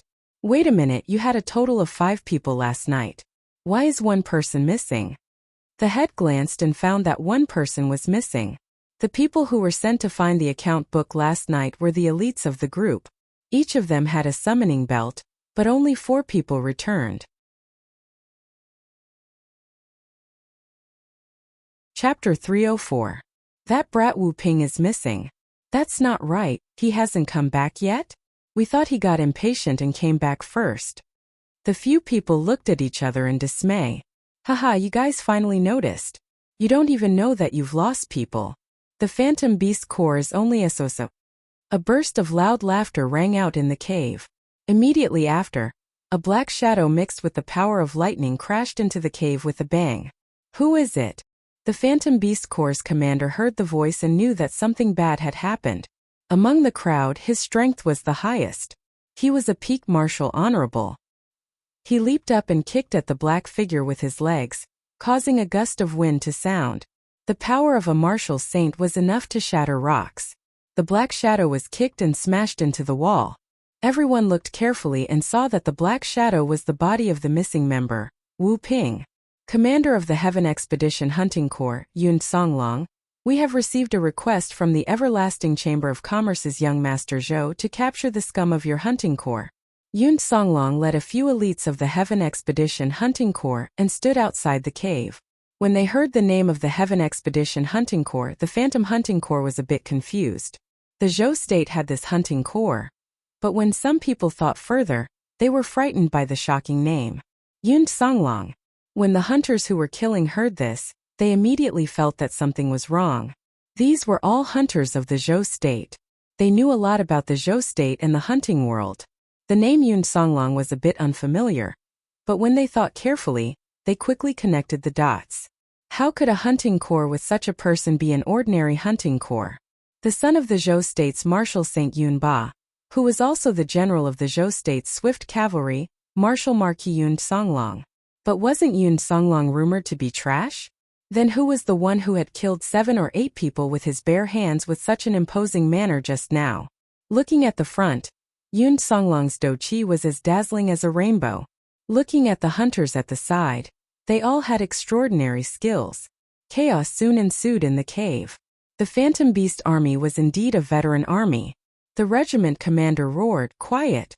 Immediately summoned the Phantom Beasts. The group of people also came back to their senses. A few of them stood out. Just as Wu Ping had said earlier, each of them had a summoning belt. Several summoning arrays lit up, and several phantom beasts appeared. Haha, Yun Songlong, I didn't think that you, the great general of Zhou State, would be reduced to a hunting soldier. Others may be afraid of your fame, but my phantom beast army is not. Brothers, let this group of people see how powerful our beast army is. The commander looked very confident. The captain was only a martial honor, yet he was able to control a B-grade hunting corps. Naturally, he had some tricks up his sleeves. The surface of the phantom beast's bodies suddenly lit up, and a magic defensive light sphere appeared on each of them. A magic array? I didn't expect this kind of magical beast to be able to use magic other than digging. Yun Songlong was also shocked. He originally thought that with him here, capturing the phantom beast army was only a matter of time. The magic array was also very mysterious. Its function was somewhat similar to Gufeng's light sphere. Yun Songlong used a battle skill, but when the battle skill approached the magic array, it was as if it had hit an invisible wall, and was immediately repelled. Not only that, but the attacks of the others also had no effect. Under the effect of the magic array, no one was able to get close to the phantom beast army. Haha, no matter what method you use, as long as the phantom beasts are here, none of you can do anything to us. The hunters were immensely pleased with themselves. Commander, that magic array is very special. We won't be able to catch them in a short time. What do you think we should do? Zhou Quan watched from the side and couldn't help but frown. He also didn't expect to encounter such a situation. They could only watch helplessly as the hunters fled. Zhou Quan, you and the rest of the people go and kill the rest of them. Shinger will ambush us outside. We will split up. Yun Songlong couldn't help but praise Yun Sheng's thoughtfulness. She was already lying in ambush outside. Yun Songlong knew Yun Sheng's movement technique. In terms of tracking, she might be even more powerful than him. Thus, he split up with the other hunters to chase after them. The Beast Army commander took the account book and disappeared with a burrow. After he escaped a few miles away, he was secretly pleased with himself. Suddenly, the sky darkened. He raised his head to look and was almost scared out of his wits. In the sky stood a girl. The girl had black hair. Rumo. You are. In the sky stood a girl. Behind her, there was a pair of wings. She looked like a god, majestic and awe-inspiring. The girl's eyes were ice-cold. Heaven Extermination Hunting Army Vice Commander, Yen Yun. Yen Yun. Yen Yun. When the Beast Army commander heard this name, his eyes widened. This name in the hunting world was even more famous than Yun Songlong. In the arena of Mount Daoi, she slaughtered the lowly hunters of the Black Tiger Hunting Army. She became famous after that battle. What was even more frightening was that she had a master on the level of Emperor Zhao. Yun Songlong and Yen Yun. How could two people like them appear in King of Hell's Ridge? Yun Songlong's name was enough to make him suffer, but Yun Sheng's name was undoubtedly more intimidating.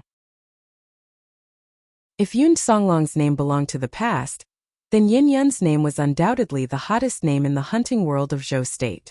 A mysterious hunter who only appeared in Mount Daoi's Hunter Citadel. It was rumored that no one had seen her real face. The first time she made a move, she killed the notorious leader of the Black Tiger Hunting Army. After that, it was rumored that she had a master on the level of Emperor Zhao. However, these were only rumors. After Yen Yun became famous, she quickly disappeared without a trace. The hunting team she belonged to, Phoenix Soaring, had never revealed Yin Yun's exact whereabouts to the outside world. The Beast Army commander had never imagined that he would actually meet this murderous god here. Furthermore, she had even joined the Heaven Extermination Hunting Army. The Beast Army commander had the urge to slit his own throat. How could he have accepted this mission? Even if he was given two guts, he wouldn't dare to go against the Heaven Extermination Hunting Army, which had the backing of a martial sage and an expert on the level of Emperor Zhao. Don't come over. You can't hurt me. No one can break through the Phantom Beast's defense. Although the Beast Army commander was afraid, he still relied on the fact that he had a demonic beast to protect him. Yes, if it were anyone else, they might not be able to do anything. It's a pity that you met me. Yun Sheng's cold eyes suddenly flashed with a trace of liveliness. She slowly raised her hand. Chapter 305. The head of the Phantom Beast hunting group couldn't help but look at Yun Sheng's hands. When he saw those hands, he couldn't help but tremble. What kind of hands were those? Yin Yun's true appearance was that of a beautiful young girl. Her hands should also be white and flawless.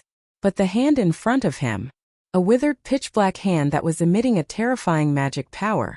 The summoning ring on top of the hand was flashing, and a magic space as bright as the sun was rapidly forming. That was a real magic space. Inside it was the centipede ant king that had doubled in size because of the exquisite beast pagoda. It was waving its limbs ferociously. Boom! A burst of dust flew, and a magical beast that the head of the Phantom Beast hunting group had never seen before landed in front of him. The powerful pressure of the magical beast made the head of the Phantom Beast hunting group's knees go soft, and he knelt on the ground. The centipede ant king spat out venom from its mouth. The Phantom Beast hunting group's defense that couldn't be shaken in the slightest by combat skills and magic was like a thin layer of paper, immediately eroding a big hole. What the hell is this? The head of the Phantom Beast hunting group trembled, as if he had seen a ghost. As if he had gone crazy, he attacked the centipede ant king. But in front of a commander-level beast general, all his attacks seemed so weak. Yun Sheng raised her hand. On her hand, there was a terrifying magic fluctuation. The commander of the Phantom Beast Legion watched as his rank 7 Phantom Beast was devoured by the 100-legged ants' army of beast ants. In a short while, the Phantom Beast of the Phantom Beast hunting group turned into an empty shell. You. Don't come over. The head of the hunting group was so scared that his whole body was trembling. You want that account book, right? I'll give it to you immediately. He was so scared that his hands and feet almost cramped. Without hesitation, he threw away the account book that was worth millions of gold. The head of the hunting group didn't know that the account book that he thought was hard to get was already a waste of paper. Yunshang didn't even look at the account book. Also, the letter that Zhou Bing asked you to rob the account book, where is the commission? The head of the hunting group thought for a while, and unwillingly handed over Zhou Bing's handwritten letter and the limitless gold card. I've already handed it over, you should let me go now, right? I can guarantee that I won't tell anyone about what happened today. He thought that after handing over these things, the other party would let him go. But who knew that the female summoner who looked as beautiful as a fairy, but her methods were extremely vicious. I have one more thing to ask you. It's about the belt of summoning you're wearing. Who gave you this belt? The advantage of this belt was that no matter if it was a summoner or a magician, they could use this belt to enslave low-ranked beasts. However, the disadvantage was that once a higher-ranked magical beast belt or a more skilled summoner appeared, the magical beast belt would automatically lose its effect. She did not expect the Zao state to have such a method of controlling beasts. This discovery was very helpful to Yunshang. She decided to search for suitable beasts on her way to the southern border of the Zao state. If there were any suitable beasts, she would obtain a portion of their blood and use it to refine the magical beast belt. If she could give every member of the Heavenly Hunting Corps a magical beast belt like this, the strength of the hunters would undoubtedly increase. Ant General, swallow him. Yunshang ordered coldly. The 100-legged Ant General immediately swallowed the commander of the magical beast corps. After Yunshang checked the letter, she immediately rushed back to meet up with Yun Songlong and the rest. Yun Songlong and the rest had already captured a few members of the Phantom Beast Corps. After finding out that Yunshang had already killed the commander and brought back a letter, the members of the Heavenly Hunting Corps did not reveal much shock this time. In their eyes, their young master was 1,000 times, 10,000 times more savage than General Yun. If they offended the commander, at most they would just snap their necks. If they offended young Master Yun, an image appeared in everyone's minds and they all shivered at the same time.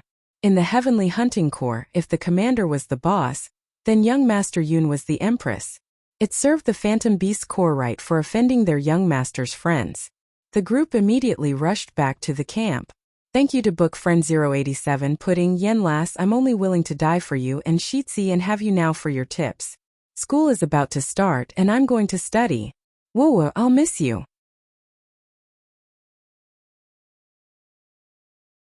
Chapter 306. Zhou Qingchuan had already gotten rid of the spies in the caravan with the help of the remaining members of the Sky Hunting Corps. It's a pity that my third uncle had already gotten wind of this and escaped. However, with this letter and the members of the Sky Hunting Corps that you captured, I believe that my grandfather will deal with them when we return. Zhou Qingchuan sighed. He accepted the letter, but did not take back the gold cards that Yunshang and the rest had handed over from the Phantom Beast Corps. He even gave the Sky Hunting Corps a considerable commission. Zhou Qingchuan did not expect that this time, things would progress so smoothly. This was all thanks to the help of Yunshang and the rest. After daybreak, Yunshang and the rest had already reorganized themselves. Zhou Qingchuan also had to hurry on with his journey. He could only reluctantly bid farewell to Yunshang. Big brother Zhou, I have something that I would like to ask you. Before they parted, Yunshang called out to Zhou Qingchuan. Zhou Qingchuan looked at Yunshang and a trace of reluctance flashed across his eyes. However, he quickly hid that feeling in his heart. After spending these days together, he had gained a better understanding of Yunshang. When he found out that Yunshang was only 8 years old, his shock was unimaginable. There was actually a 13-year age gap between the two of them. While feeling bitter, Zhou Qingchuan also secretly made a decision. He would wait for Yunshang to grow up. During these years of waiting, he would continue to strengthen his own wings. He would definitely not let this matter happen again. He, Zhou Qingchuan, might not be able to compare to this young girl in terms of magic and medicine. However, he wanted to achieve something in his own field. One day, he would use his special ability in business to protect her. Only then would he be able to truly pursue her. Yunshang naturally could not guess what Zhou Qingchuan was thinking at this moment. If you have any questions, feel free to ask. As long as Big Brother Zhou can help, I will definitely help. Zhou Qingchuan looked at Yun Sheng with a smile. He was greedy for that charming smile on her face. It's about the medical center's business. I have encountered some difficulties. These days, Yun Sheng had received a letter from Lin Yao. Although the medical center had temporarily adjusted its business scope to magic medicine, the results were not very good. After all, for most commoners, ancient medicine was more convincing than magic.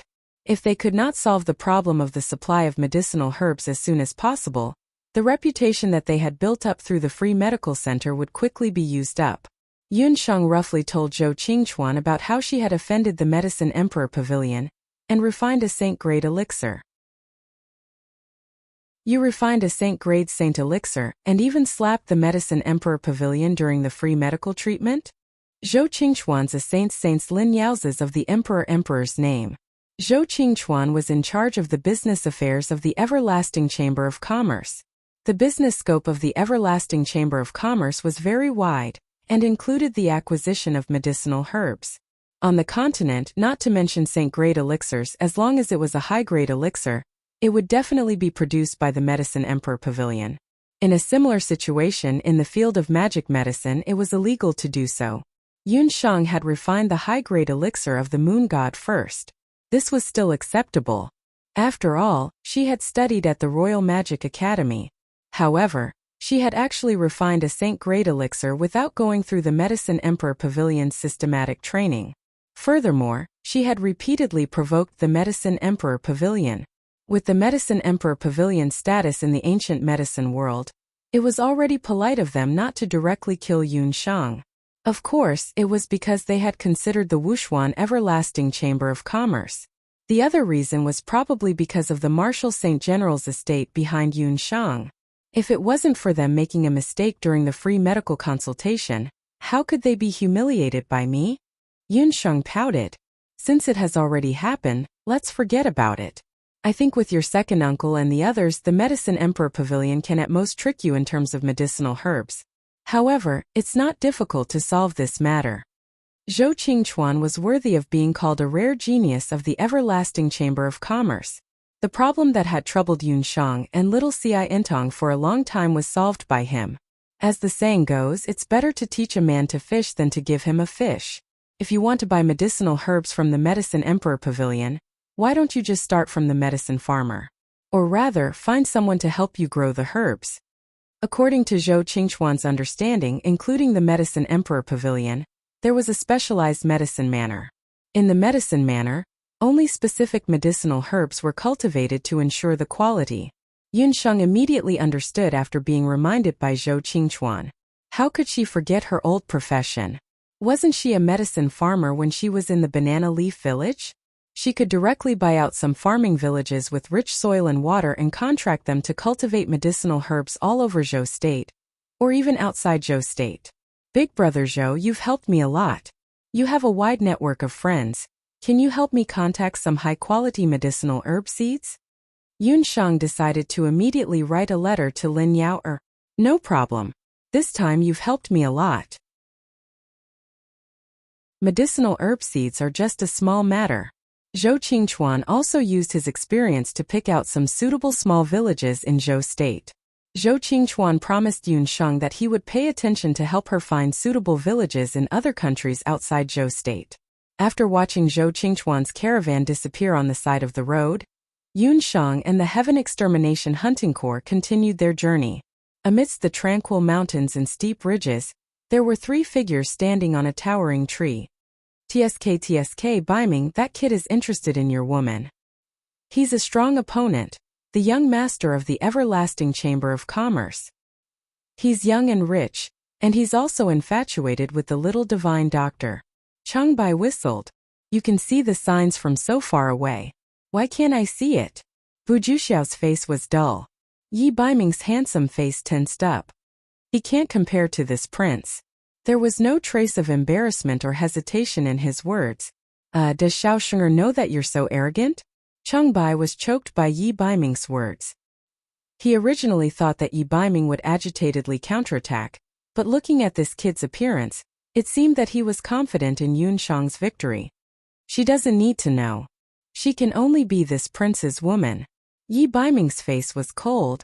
Since that's the case, why don't you just protect her openly? You made Zhou Xiao and me sneak around like rats. Cheng Bai really didn't know what to do with this childhood playmate of his. After he returned to the Jade capital, he heard that Yunshang and the Heaven Extermination Hunting Corps had already left. Without another word, he dragged the two of them to be his coolies and rushed over. There were several times when they were almost discovered by Yun Songlong. Fortunately, Yi Baiming was alert and managed to resolve the crisis. I also feel that she doesn't need anyone to protect her. Bu Jiuxiao had previously found it very strange that Yi Baiming, who had never had any reaction to any woman, would suddenly be interested in a young female sorcerer. Although the other party's medical skills were very high and her appearance wasn't bad, how could she make Yi be so devoted to her in such a short period of time? Along the way, Bu Jiuxiao discovered that Yunshang was very special. Just in terms of dealing with unexpected situations, her intelligence was comparable to any adult. No wonder the evildoer Yi Baiming would see her in a different light. That's true. I've never seen such a fierce woman. TSK, could it be that evildoers should be matched with evildoers? I say, if the two of you get together in the future, wouldn't the child be a little demon king? Cheng Bai shuddered. Just thinking about this scene gave him goosebumps.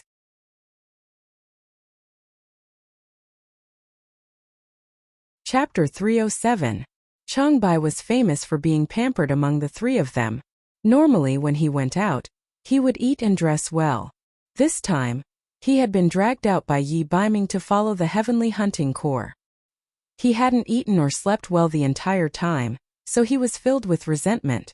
As he complained, he swatted a few mosquitoes to death, not forgetting to complain about his good friend. You keep saying that you're not worried, so why are you still following behind us? You made this young master feed bugs for several nights last night. Cheng Bai's face was filled with resentment. In 3 days we'll enter the southern border of Zhou State. There's no time to lose. We need to hurry through the night and get to the purple gold mine before them. Yi Baiming's gray eyes flickered as he glanced at Yunshang, who was particularly conspicuous in the crowd. Little wild cat, if you knew the purpose of this prince's trip, you would probably be half dead from anger. Yi Baiming thought of Yunshang's reaction and a trace of a smile appeared on his face. His smile stunned the two men beside him. The three figures disappeared into the boundless sea of trees. Yunshang suddenly sneezed. Just a moment ago, she seemed to have felt someone looking at her from behind. When she turned around, she didn't see anything. Night. In the southern border of Zhou State, there was a quiet village. When the pitch-black night quietly enveloped the village, a large yellow dog was lying on the ground at the entrance of the village. The yellow moon hung above the treetops at the entrance of the village. This was an ordinary village that could be seen everywhere in Zhou State. There weren't many households in the village, only around 100 or so. This kind of village was very common in Zhou State, because there were many of them and they were located in a remote area. Even the map of Zhou State didn't have any detailed records of them. The commoners living in the village only remembered that the village was called Jinko Village because the shape of the village resembled a well. Most of the villagers here made a living by farming. A small number of families made a living by hunting. These villagers had lived here in peace and contentment for over 100 years. This night was the same as countless other nights. It was still quiet. The sound of the woman singing a lullaby and the chirping of the insects in the grass overlapped, rising and falling one after another. Suddenly, the big yellow dog in the village barked, and the village entrance was brightly lit. Almost at the same time, everyone in the village woke up. They were in a panic. The women hugged their children while the men grabbed the hatchet at the head of the bed. A woman in her 30s hurriedly put on her clothes. Her husband also had a machete in his hand. Sixth father, they're here. Those people are here. What should we do? The woman's voice was mixed with the sound of crying. Don't panic, mother. What will come sooner or later. Lu Zi's father comforted his wife sadly. They hurriedly shook their 13-year-old son Lu Zi awake. Father, mother, are they here? The youth who was called Liu Zi was not tall. When he heard the commotion, he also woke up. However, his parents refused to let him out no matter what. They only forcefully pulled him to the side of the bed. They saw that they lifted the straw mat on the bed. Under the straw mat was a cellar. This cellar was obviously dug not long ago. In addition to storing some water and dry food, it could only accommodate one person. Once the straw mat was covered, the cellar could not be seen. It was very hidden. If one did not look carefully, they would not notice it at all. "Father, mother, I don't want to go down." Wuxia held his parents' hands and did not let go. Although he was not old, he was already a sensible child. During this time, the news from the neighboring villages had already made the whole village panic. "Wuxia, when those evil thieves come, the whole village will suffer. Hide in there and remember, don't come out. The water and dry food inside is enough for you to eat for a day and a night. When there's no more movement outside, you can come out." Wuxia's father heard the sound of crying, children crying, and dogs barking outside. He became even more anxious. He gritted his teeth and hit the back of Wuxia's head hard. Wuxia only saw darkness in front of his eyes and fainted. Wuxia's mother wiped her tears and watched Wuxia's father put the child in the cellar. The couple covered the child with the straw mat again. At this time there was a rough knocking sound outside, and the door was knocked open with a bang. A few wolfhounds with 2 heads rushed in. No matter how dark the night was, it would always end. After an unknown period of time, Wuxia, who was dry and hungry in the cellar, was awakened by hunger. The cellar was very dark and damp.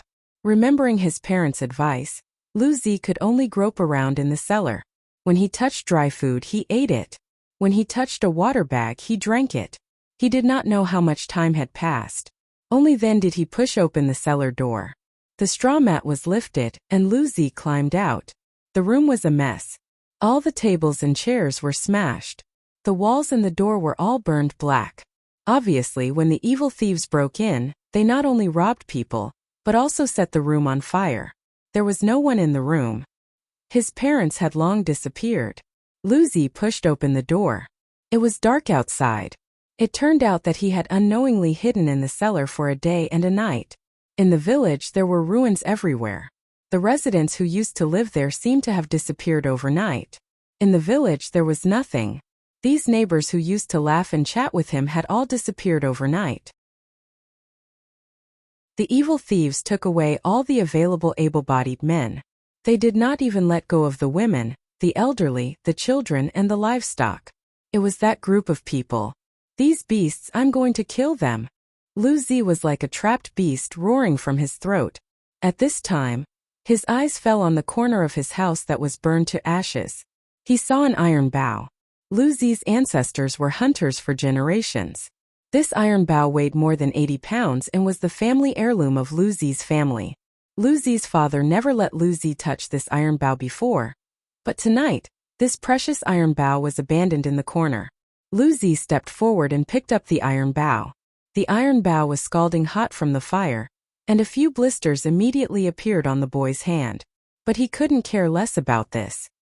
He carried the iron bow on his back without hesitation and walked towards the dark south.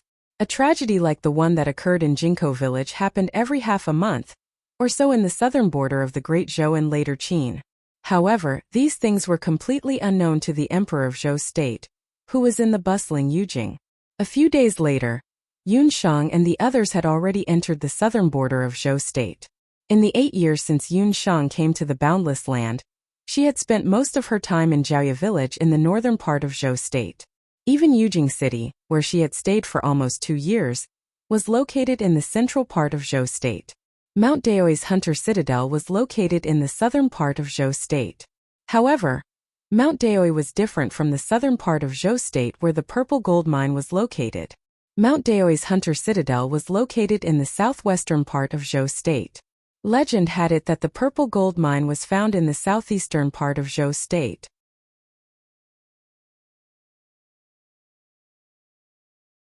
Chapter 308. After parting ways with Zhou Qingchuan, Yunshang and the others passed through the difficult Yama Ridge and headed south. As they headed south, the terrain changed from rugged mountain ridges to gentle hills, and the road was much easier to walk on. Yunshang listened to Yun Songlong and Zhou Quan's explanations along the way, and had a certain understanding of the southern border of Zhou state. It's been almost 9 years. Sure, this was once your second uncle's battlefield. In another 2 days we will be able to enter Nanming town. As Yun Songlong neared the southern border, he suddenly felt nostalgic. He thought of the situation when he was in his 20s and was filled with emotions. The members of the Heaven Extermination Hunting Corps also fell silent. At the southern border of the Great Zhou dynasty, 1,000 soldiers of the Yun clan had lost their lives. For many of the members of the Heaven Expedition Hunting Corps, among these people there were their fathers, brothers, and good brothers. Some of them didn't even bring back their corpses. Second uncle, we have to stand up from where we fell. This time, we have to show the soldiers of later Qin the power of our Zhou state. Yun Sheng encouraged everyone. Good. Well said. Sheng we came to the southern border this time not only to investigate the situation of the purple gold mine, but also to find the corpses of our brothers who died on the battlefield. Yun Songlong was defeated and crippled back then. In a hurry, he only had time to bury the corpses of the soldiers. He came this time to fulfill his long-cherished wish of bringing the corpses of his brothers back to the Jade capital. Second uncle, I've already made an appointment with Zhongyi to meet at the restaurant in the small town ahead. We will continue on our journey and rest for the night in the town ahead. Yun Sheng looked at the sun and saw that it was already close to dusk. As they neared the borders of Zhou state, they had already shed their hunting uniforms. Yun Songlong had already said that the imperial court of Zhou state had neglected their management of this area, and it had already become a lawless area. The citizens of Zhou state and later Qin were mostly married and traded with each other, so it was inevitable that there would be some spies involved. The sudden appearance of the Heaven Extermination Hunting Corps, which only had 100 people, was undoubtedly very eye-catching. In order to prevent being discovered, they had to disguise themselves. The current Heaven Expedition Hunting Army had already changed into a merchant group. Everyone's clothes were borrowed from Zhou Qingchuan earlier. Yun Songlong's aura was imposing, so he dressed up as a caravan leader. Yun Sheng also dressed up as a fair-skinned young master. The others also dressed up as the merchant's guards. As for the Oriole, she dressed up as Yun Sheng's maid. According to the agreement between Yun Sheng and Zhongyi, they arrived at a small town in the south called Southern Cliff Town. Everyone, let's rest at the Yuelai and Renha inns up ahead. Yun Songlong quickly found 2 inns in town. Due to the large number of people, the caravan had no choice but to find 2 inns. Yun Sheng took advantage of the time when everyone was busy to inform Yun Songlong, and brought Huang Ke to the restaurant in town. Although Southern Cliff Town was only a border town, it was densely populated and there were many caravans coming and going. Yun Sheng's outfit today was that of an elegant young master. She wore a brocade shirt, short riding boots and a jade crown on her head. Her lips were red and her teeth were white.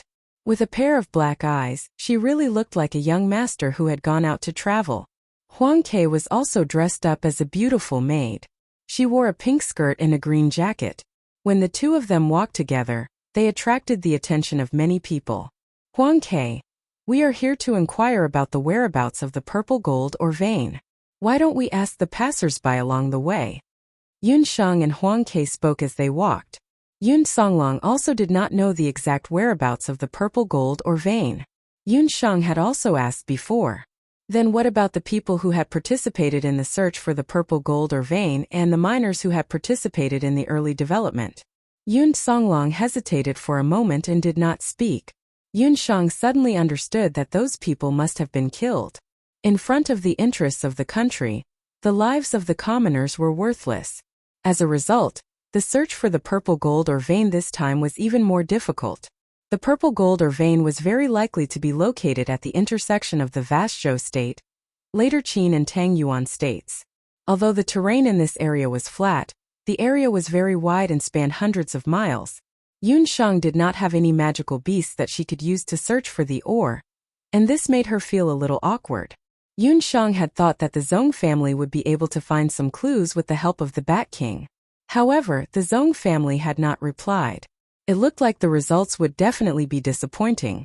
The 2 of them walked into a restaurant and found a table facing the street. They ordered a few dishes and waited for the Zong family to arrive. As they were thinking, a peddler came over. The restaurants in southern Clifftown were open to the public. Some peddlers and flower sellers would walk around the restaurants and sell some local specialties and trinkets to the merchants passing through the border. This peddler who came over was different from the usual peddlers.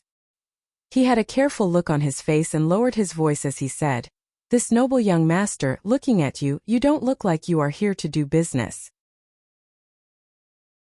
I have something here, do you want to take a look?" The peddler's eyesight was not bad. He saw that Yun Shang's clothes did not look like those weather-beaten merchants and thought that he was a young master from one of those aristocratic families. The peddlers in this area were all shrewd people. They knew very well that these young masters were most interested in adventures.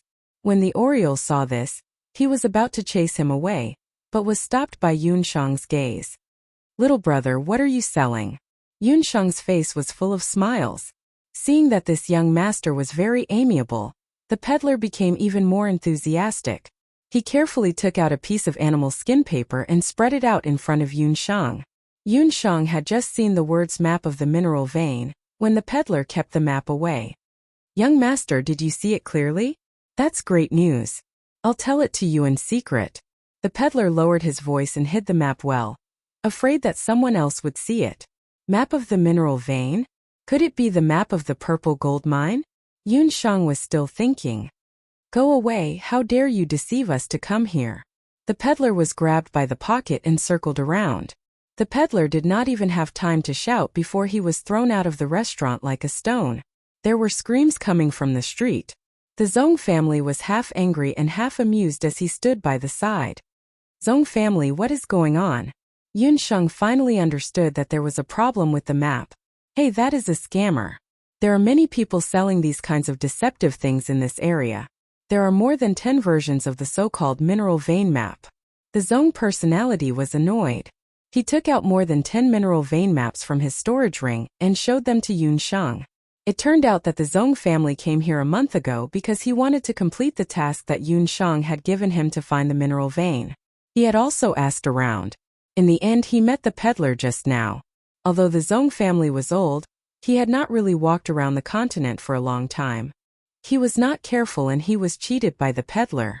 When he took the so-called map of the mineral vein and searched for it in the mountains and plains for more than 10 days, he found that the map of the mineral vein was fake. After he came back, he gave the peddler a good beating and took away the so-called dozens of versions of the mineral vein map in the peddler's hands. Today he received Yun Shang's signal and immediately rushed over. Who knew that he would meet another scammer?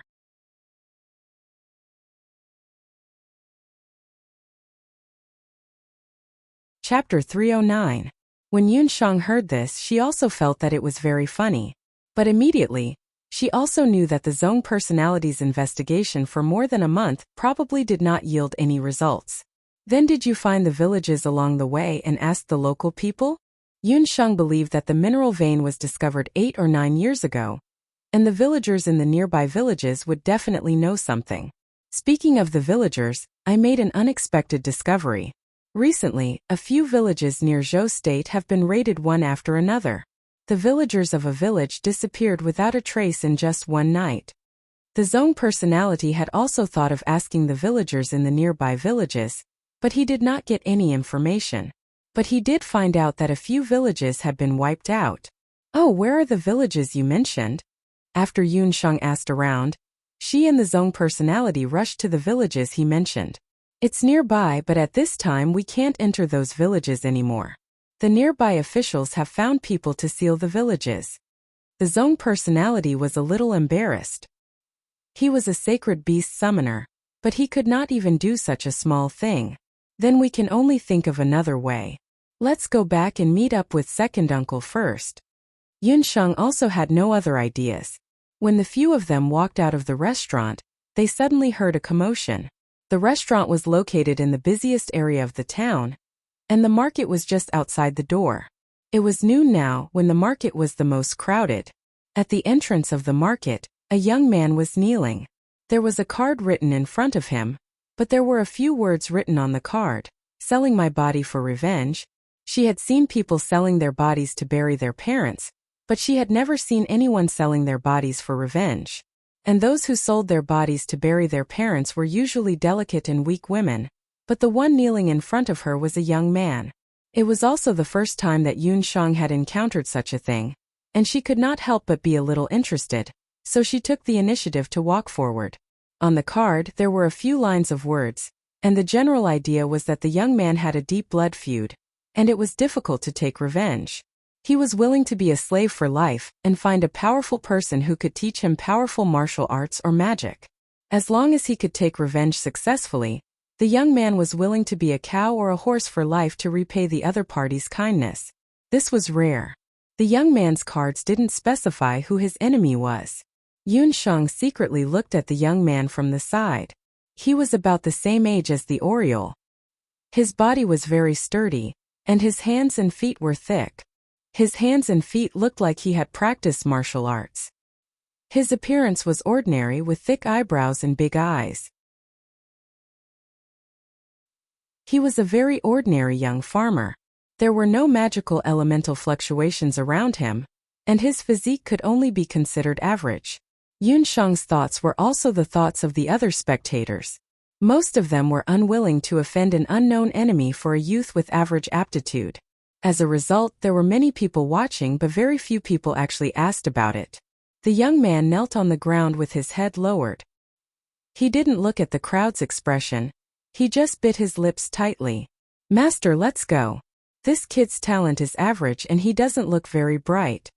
The Zong personality curled his lips. His eyes were sharp as he shook his head while looking. Although it wasn't a time of turmoil and chaos, there were many robberies and killings in the borderlands. This young man must be kneeling here because his family was killed and he couldn't take revenge on his own. The Oriole wanted to help because she was also from a poor family. However, she wasn't a powerful magician or warrior, so she could only watch from the side. The crowd gradually dispersed, and Yun Shang and the other two were just about to leave. A waiter came out of the restaurant. When he saw the young man kneeling on the ground like a block of wood, he was instantly furious. "It's you again, Liuzi. Why are you here again? How many times have I told you not to block the restaurant's front? It's bad luck." The waiter raised his hand to push the young man. The waiter was about 23 or 24 years old and had a strong body.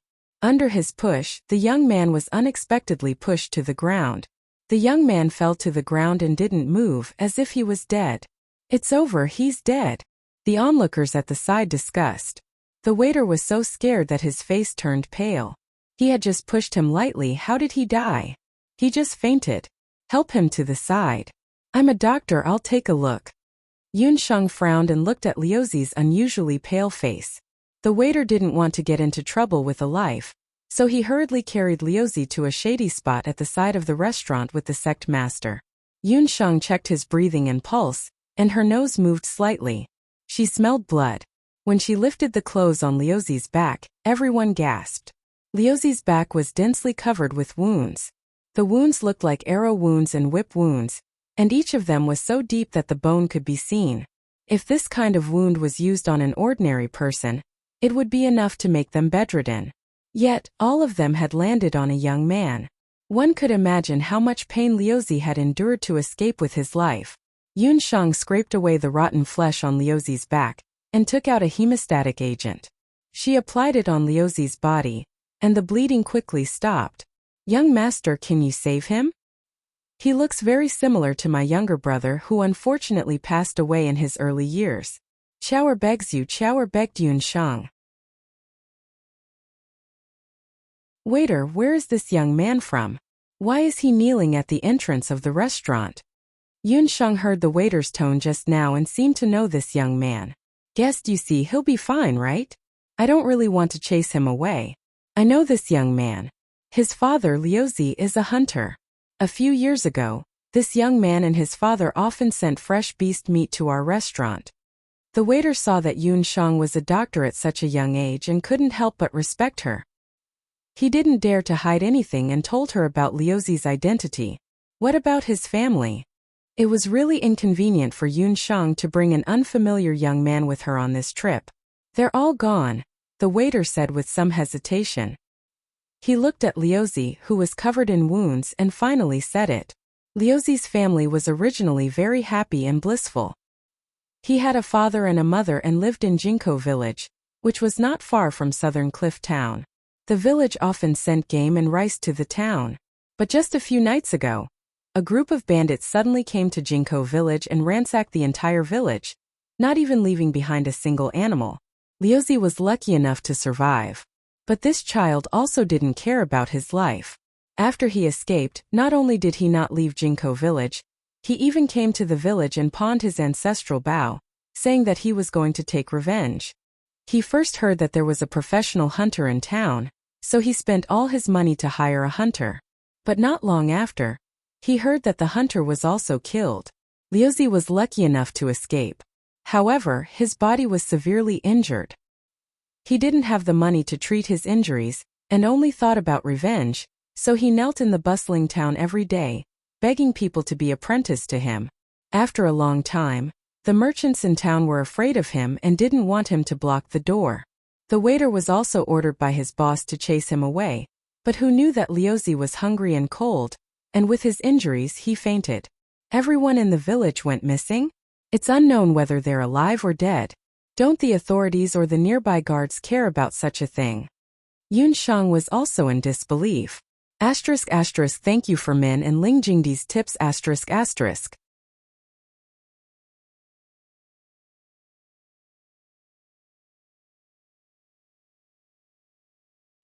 He was still with everyone earlier, saying that he was going to pay a visit to Marquis of Juan's garrison. When everyone turned around, he was gone. Zhou Quan was surprised to see that Yun Shang had brought an injured youth back. Yun Shang looked around and realized that Yun Songlong had left in a hurry. He didn't even take his horse with him. If he went out of the city to inspect the terrain, he would definitely take the horses with him. You went out alone? Didn't you leave a message? Yun Shang felt that it was a bit strange. According to her understanding of her second uncle, if he had something to do, he would definitely notify her in advance. It should be. Actually, I was also a bit hazy at that time. Zhou Quan rubbed his head in embarrassment. We were just settling down the horses and luggage outside when someone was busking on the street. The music was so good that I was entranced by it. It wasn't just Zhou Quan. The other hunters who were present also had the same reaction. What kind of artist? Yun Shang looked at the street again, but didn't see any artists.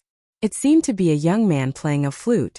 Zhou Quan thought for a long time, but still couldn't remember the artist's appearance.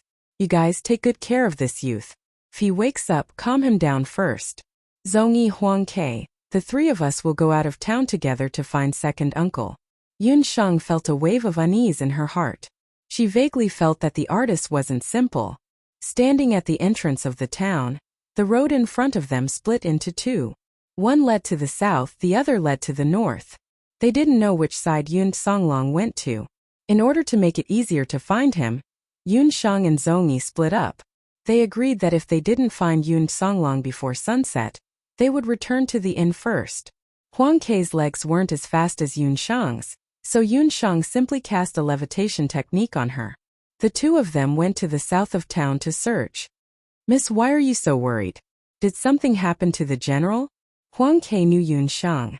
Even if Mt Tai collapsed in front of her, she wouldn't easily change her expression. But at this time, Yun Shang's expression was gloomy. She couldn't help but worry. And you might not have noticed, but when I came back just now, Zhou Quan and the other's eyes were still a bit blurry. It was clear that someone used a special method to hypnotize them. Yun Shang's Shenong Eye actually had a similar effect. But she knew that if she only used the current Shenong Eye, it was absolutely impossible to hypnotize a martial marquis expert like Yun Songlong. The other party had secretly hypnotized Zhou Quan and lured Yun Songlong away as a prostitute. The other party's strength, at least in the aspect of hypnotism, was much higher than her own. The only person Yun Shinga could think of was someone from Grand Emperor City. The two of them hurried all the way. Unknowingly, they were already 5 to 6 li away. After leaving the town, the front looked very desolate. Further ahead was the intersection of Zhou State, later Qin, and Tang Yuan. Because this area was remote, it was mixed with good people and bad people. Yun Shang had no choice but to slow down her movements. But there was still no trace of Yun Songlong ahead. The sky was getting darker and darker. It was almost dusk. Yun Sheng still couldn't find Yun Songlong's whereabouts. She couldn't help but wonder if she was looking in the wrong direction. She only hoped that Zhong Yi's luck would be better. Just as Yun Sheng was about to turn around and return to the town first, she and the Oriole paused at the same time. Exclamation point. Yun Sheng and the Oriole looked at each other. Oriole, did you hear anything? Yun Sheng frowned. It seems to be the sound of a flute. This flute sound is very familiar. The Oriole wasn't very sure either. She looked ahead blankly. It's the flute sound. It should be not far away. Di Hong Song. This flute sound is very similar to the incomplete song you played earlier. Yun Sheng couldn't help but become cautious. Suddenly hearing the familiar Di Hong song in this kind of place, and the song was obviously much smoother and more skillful than any of the times the Oriole had played earlier. Could it be that the people from Di Hong City had come? Although Yun Sheng wasn't very proficient in music, her memory was very good. Yun Songlong had also taught her 3 chapters of Di Hong song. The two of them didn't hesitate and immediately rushed forward. The field of vision in front gradually widened. The scene in front of them made Yun Sheng and the Oriole stop in their tracks. What did they see?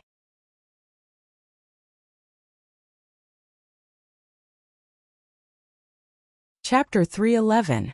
An hour ago, not long after Yun Sheng went to town, Yun Songlong had just settled the hunter's quarters when he saw that Yun Sheng had yet to return. He discussed with Zhou Quan whether they should go to the nearby Marquis of Zhuan's garrison to ask for news. After the Yun family troops left, the Marquis of Zhuan took the opportunity to ask the Zhou state's emperor for an assignment for his nephew. Just as Yun Songlong and Zhou Quan were discussing, he suddenly heard charming music drifting from the street. When he heard the music, Yun Songlong felt his entire body tremble.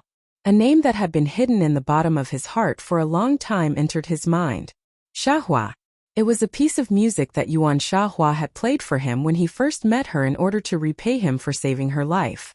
Ever since his hands were crippled, Yun Songlong had never touched a musical instrument again.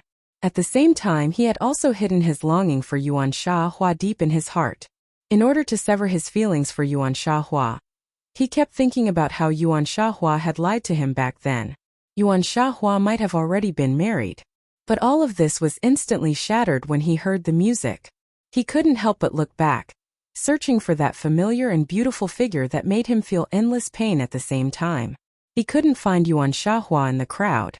The music brought him along and he couldn't help but take a step forward. He didn't even have time to say goodbye to Zhou Quan and the others before leaving Southern Cliff Town. The music brought him forward. Yun Songlong also left Southern Cliff Town. Yun Songlong didn't ride a horse. He just walked along the main road outside Southern Cliff Town. Yun Songlong's legs were strong. He walked all the way and unknowingly, he had already left Southern Cliff Town and arrived at a hillside. At the end of the plain was Southern Cliff City. Until he entered the graveyard, Yun Songlong stood on the hillside with his hands behind his back, looking at Southern Cliff City from afar. His memories unknowingly drifted back to 8 or 9 years ago, the scene when he met Yuan Shahua. He recalled her every frown and smile when she played the zither. He recalled the situation when they first met.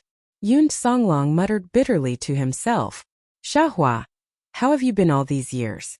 You should have been married for many years." Yun Songlong sighed. With great difficulty he walked down the hill. On the opposite side of the hill was an endless plain. The border was located in the southeast. The plants in this area were very lush, but this plain seemed very bleak. On the plains there were no trees.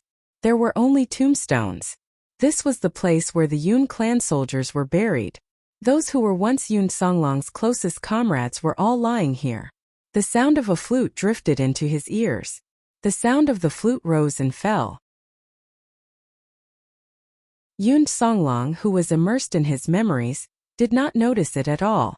A scene suddenly appeared in his mind. On the battlefield, flesh and blood splattered everywhere as countless soldiers fell one by one. "General, the brothers will cover you. Leave quickly.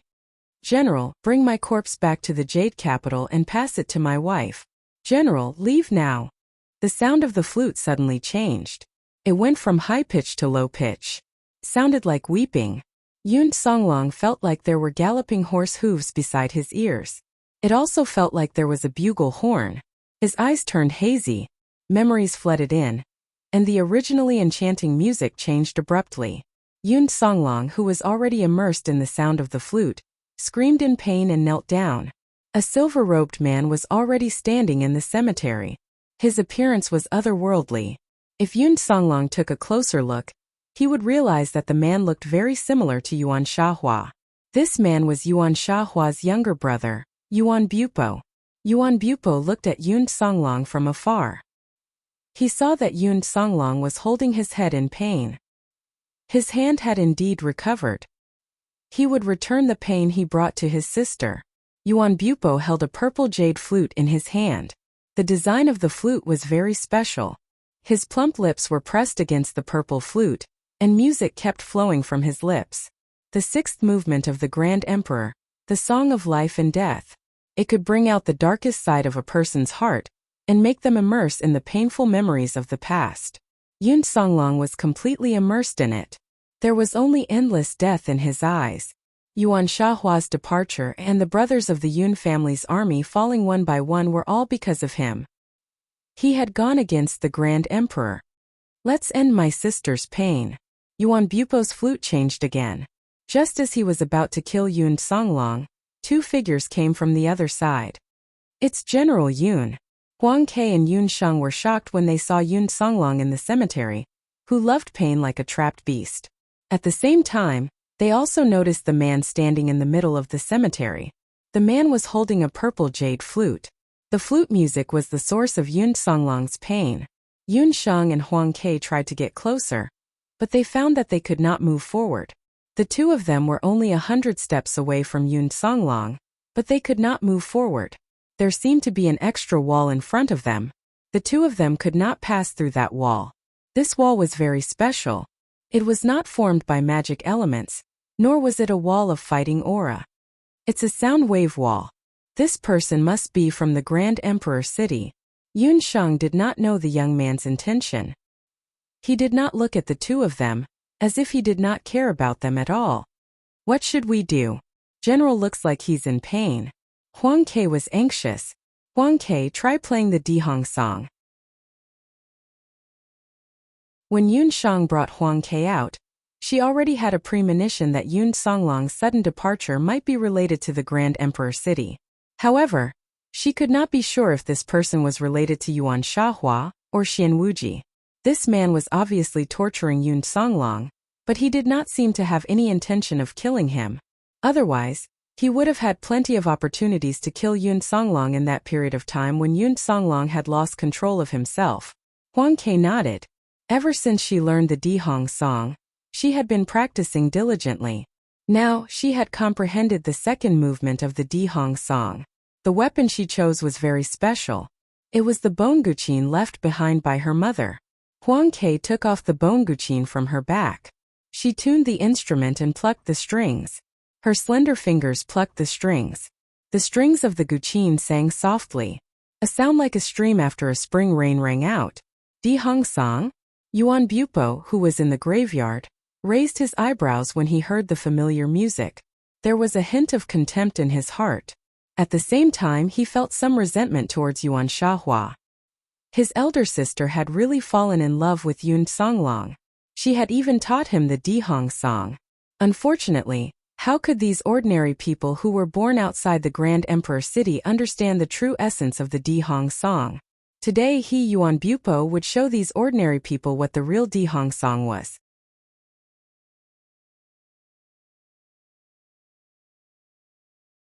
Chapter 312.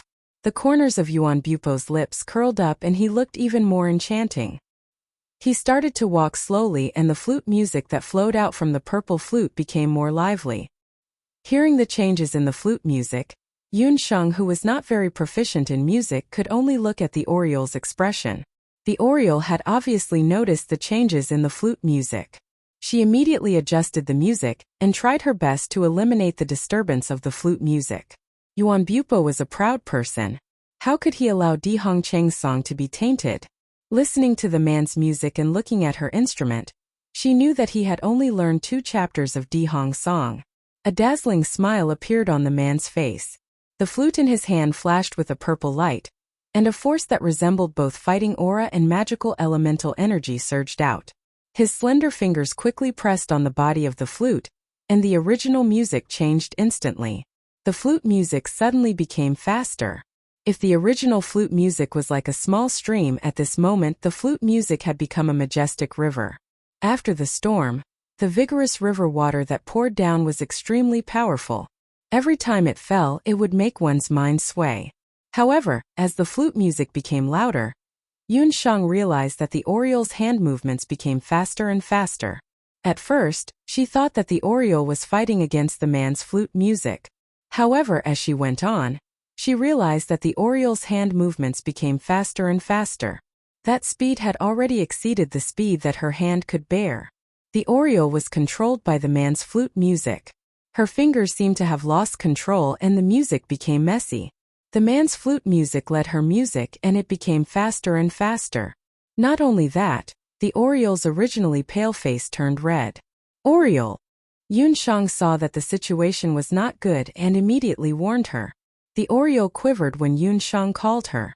Suddenly there was a metallic taste in her throat and she spat out a mouthful of blood. The bone instrument in her hand also made a bang, and one of the strings broke. The sharp strings cut her finger and the strings were immediately covered in blood. Master, he's too strong. The Oriole only managed to say one sentence before she fainted. How could such a mediocre person learn Dihong song? Damn it. Yun Shang checked Oriole's body and found that the Do Qi in her body was very chaotic. Oriole had only been learning Do Qi for a few months, so her foundation was not stable enough. If it wasn't for her beast blood fusion, the sound of the flute would have injured her internal organs. Yun Shang hurriedly checked on her condition. Fortunately, she was only injured by the other party's flute music and did not have any internal injuries. You can be considered a man, but you actually let a woman fight. There was disdain in the eyes of the man with the purple flute. Yun Shang was dressed as a man today. Yuan Bupa saw her handsome face and had a good impression of her. However, he did not expect that she would ask her subordinate to attack. This made Yuan Bupa look down on him. Yun Shang was completely infuriated by the disdain on the other party's face after witnessing her second uncle's serious injury and her second uncle's pain. Unfortunately, she did not know how to play music. Yun Shang frowned and looked at Oriole's bone guqin. Yun Shang took a deep breath and suppressed the restlessness and violence in her heart. She closed her eyes and recalled Oriole's flute music. She didn't know who this silver-clothed man was in Grand Emperor City, but from the fact that he could control Yun Songlong's divine sense and severely injure Oriole with just a flute tune, the other party's skills were definitely not low. However, judging by his age, he was definitely not Xian Wuji. If she left, second uncle would fall into his hands. If she did not leave, how was she going to break this sound wall? This wall was obviously unbreakable by magic and Do Qi. She could only use the Dihong song to determine the winner. How many chapters of the Dihong song did he cultivate? She did not care anymore. She only had 3 chapters of the Dihong song. She would use the 3rd chapter of the Dihong city song. Yun Shang recalled the 3 chapters of the Dihong song that Yun Songlong had taught her. Then she slowly recalled Oriole's flute music. Yun Shang's memory was good to begin with. She had only seen it once, but she had already memorized most of the Oriole's gestures. Yuan Bupa thought that one of them would retreat after being injured by the flute music. However, Yun Shang did not retreat. Instead, she closed her eyes all of a sudden. After a while, the young man opened his eyes all of a sudden. As soon as he opened his eyes, Yuan Bupa could not help but take a few more glances at his dark eyes. He sat in front of the guqin again. He looked at the guqin carefully before he began to play it. Si. La. An unpleasant blunt sound was unusually ear-piercing in the empty field.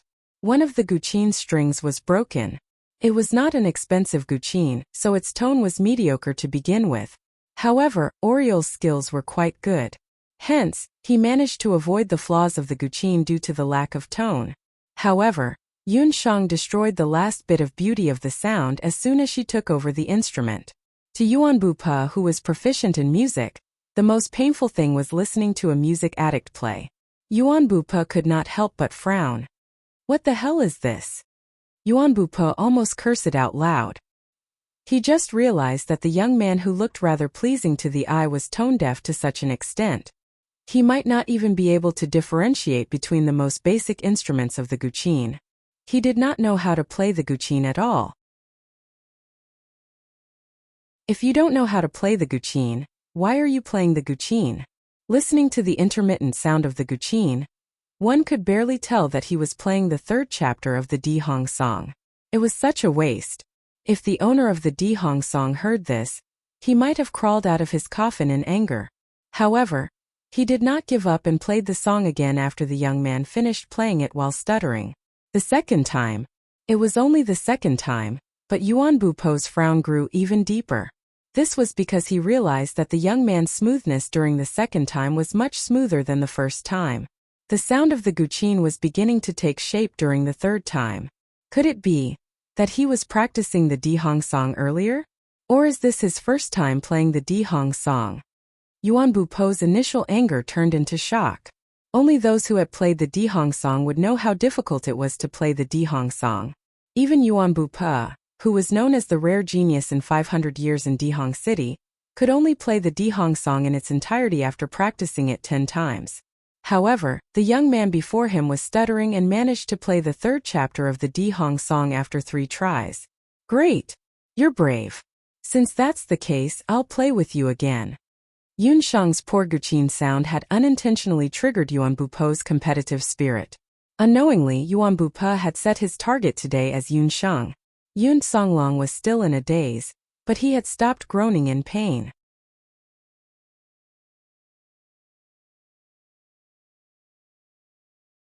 Chapter 313. The sky had turned dark. The sky above the thousands of tombstones was pitch black without any stars or moon. There was only a bluish-purple phosphorescence floating around the tombstones. At that moment nobody was paying attention to it. Yun Shang's attention was focused on the zither in her hand. Yuan Bupe, on the other hand, was focused on Yun Shang. He placed his lips on the purple flute again and moved his lips slightly. His fingers pressed on the holes of the flute agilely, and a beautiful flute tune was heard again. Similar to the time when Huang Ke was playing, Yuan Bupe's flute tune was slow in the beginning. It was like a lullaby for a child to sleep. However, as the flute tune got better, his flute tune became faster and faster. At that moment, Yun Shang also sensed the difficult situation that Huang Ke was in. She felt like she had lost control of her fingers as she played continuously. Waves of music followed the flute tune. You do have some skills. However, I won't lose to you in terms of hand speed. Yun Shang lifted her head and winked at Yuan Bupe, who had a smug look on his face. Her lips curled into a smile, revealing 2 deep dimples on her face. When Yuan Bupe saw Yun Shang's smile, he had a strange feeling in his heart. It was numbing. However, his eyes widened in the next moment. He noticed that the young man's hand, which was playing the zither, had become strangely fast. He had never seen anyone's hand as fast as the young man's. In the dark, it was as if he could not see his opponent's hand. The third movement of the Dihong song was played at an unbelievable speed. Fast, it was so fast. The speed had unintentionally disrupted Yuan Bupe's flute tune. The zither tune that was initially led by Yuan Bupe's flute tune suddenly changed its direction and led Yuan Bupe's flute tune. The sudden change almost caused Yuan Bupe to be depressed. The two of them stared at each other. Neither of them was willing to admit defeat. An indescribable mysterious energy formed rapidly as the two of them played the zither and flute together. Boom! The sound wave wall shattered with a loud bang. Yuan Bupe and Yun Shang shuddered at the same time. Yuan Bupe left to adjust his aura. When he looked at the young man again, he saw that the corner of his mouth had turned red. He must have been injured internally by the sound of the flute. Bright red blood flowed down from the corner of his mouth, making his skin look even more translucent. At that moment, Yuan Bupe had a strange feeling, as if there was an indescribable pain in his heart. At that time, Yun Songlong's originally muddled consciousness was also pulled back. When he woke up, he saw Yun Shang, the unconscious Huang Ke, and the man standing not far away from him. When he saw the man's appearance clearly, Yun Songlong couldn't help but cry out involuntarily, "Sha Hua!" Yun Sheng and Yuan Bupo came back to their senses when they heard Sha Hua. Yuan Bupo glanced at Yun Songlong and put away his purple flute. "Yun Songlong, you don't deserve to call my sister by her name. You are Sha Hua's younger brother, Bupo?" Yun Songlong remembered that Yun Sha Hua had once mentioned that she had a younger brother in her family. "What do you mean, Sha Hua?" Yun Songlong was anxious to know where Yuan Sha Hua was. However, when he saw the surrounding tombstones, he didn't want to ask any further. "She's fine. You don't need to worry about her. Yun Songlong, my sister doesn't know that I'm looking for you today. You're quite lucky. I originally wanted to make you go crazy and break down. I didn't expect this kid to accidentally ruin my plan." Yuan Bupo glanced at Yun Sheng unhappily. His sound wave wall was actually broken by a music addict. If news of this were to spread, would he, Yuan Bupo, still have a foothold in Grand Emperor City? "What's your name? You're injured today and the guqin you're using is too weak. Another day after you've recovered, I'll fight you again." Yuan Bupo was young and hot-blooded. Although Yun Sheng had broken his sound wave wall earlier, he could tell that Yun Sheng was no match for him. He didn't want to take advantage of her and planned to fight another day with Yun Sheng. Before Yun Sheng could reply, a coquettish voice was heard from behind. "Brother Bupo, I've finally found you." When he heard that voice, Yuan Bupo's scalp went numb and he cursed in his heart. Oh no, he was careless earlier and was competing with someone. However, he forgot that the troublesome woman from Grand Emperor City had also left to travel. Wasn't he caught by her again? Yun Sheng's eyes lit up. A fiery red figure descended from the sky. It was an extremely beautiful woman. Her skin was fair and she had a pair of slightly upturned red phoenix eyes. Her brows were like distant mountains and her lips were like fire. The young lady wore a gorgeous headdress on her head. Looking at her body, it was actually an 8th-rank four-eyed bird. "It's you." The young lady didn't come alone. There was a middle-aged man standing behind her. The man's face was thin. Although he was good-looking, he was a little mean. Almost at the same time, Yun Songlong and the middle-aged man were shocked. Even if the man behind the young lady had turned into ashes, Yun Songlong could still remember the man's face clearly. Yun Songlong gritted his teeth and said 3 words. "Xianwuji." When he said Xianwuji's name, Yun Songlong's face was filled with anger. His body immediately exuded a terrifying fighting aura. Yun Songlong met Xianwuji again in the graveyard that was filled with the skeletons of the Yun family army. Yun Sheng then realized that the person who had come was the young master of Grand Emperor City, Xianwuji, who had an irreconcilable feud with her second uncle. When enemies meet, their eyes would turn red. Yuan Bupo also had a bad feeling. He didn't expect Xian Mimi to come out with Xianwuji. Fortunately, they had bumped into Yun Songlong. Xianwuji didn't recognize Yun Songlong at first. However, when he felt the strong murderous aura from Yun Songlong, he couldn't help but take a few more glances at him.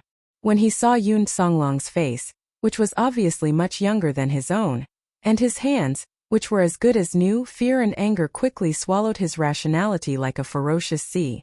Yun Songlong's hands were actually healed. Not only that, his appearance and aura were exactly the same as before. No, it should be said that his cultivation seemed to have risen to a whole new level. I was wondering who it was. So it's General Yun. Why? Do you feel guilty when you see the graveyard of the soldiers who died tragically for you? Xianwuji saw that Yuan Bupo and Yun Songlong were meeting privately. He assumed that Yuan Bupo was entrusted by his sister, Yuan Shahua, to come here. Jealousy filled his heart. Yun Songlong, if I can't have it this time, you won't either. Xianwuji. Yun Songlong felt his head explode.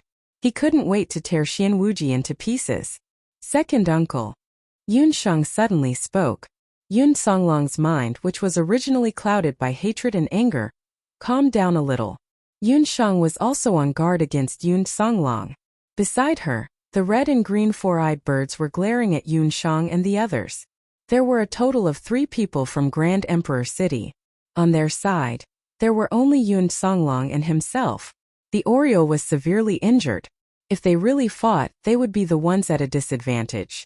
Yunshang's safety was the most important thing. Thank you Bayu Meidai UNUD for your tips.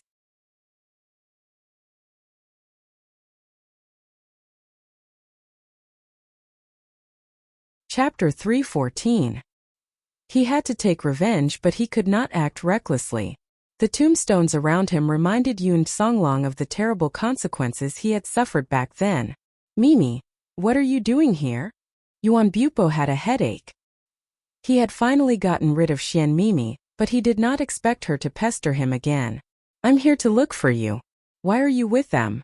Have you forgotten that Yun Songlong is the enemy of Grand Emperor City? Who was the one who harmed Sister Xiahua? Yun Songlong was stunned by Xian Mimi's words. Hearing Yuan Xiahua's name, he blurted out, What happened to Xiahua? She's here too? Yun Songlong, Xiahua is my fiancée. What does her condition have to do with you? Xian Wuji was furious. He thought he had completely destroyed Yun Songlong, but he did not expect Yun Songlong to be standing in front of him. Young city governor, please watch your words. My sister has already broken off the engagement with you. She has nothing to do with you anymore. Yuan Bupo was unhappy with Xian Wuji's words. Although he did not like Yun Songlong, compared to Xian Wuji and Yun Songlong's unruly sister, he found Yun Songlong more pleasing to the eye. In Yuan Bupo's eyes, Xian Wuji, the young city governor, did not have much prestige. In a place like Grand Emperor City, the experts were superior. A young city governor who had his cultivation damaged and could not break through would not be able to do anything. Xian Wuji had never been humiliated like this before. Moreover, it was in front of his archenemy, Yun Songlong. He was instantly enraged.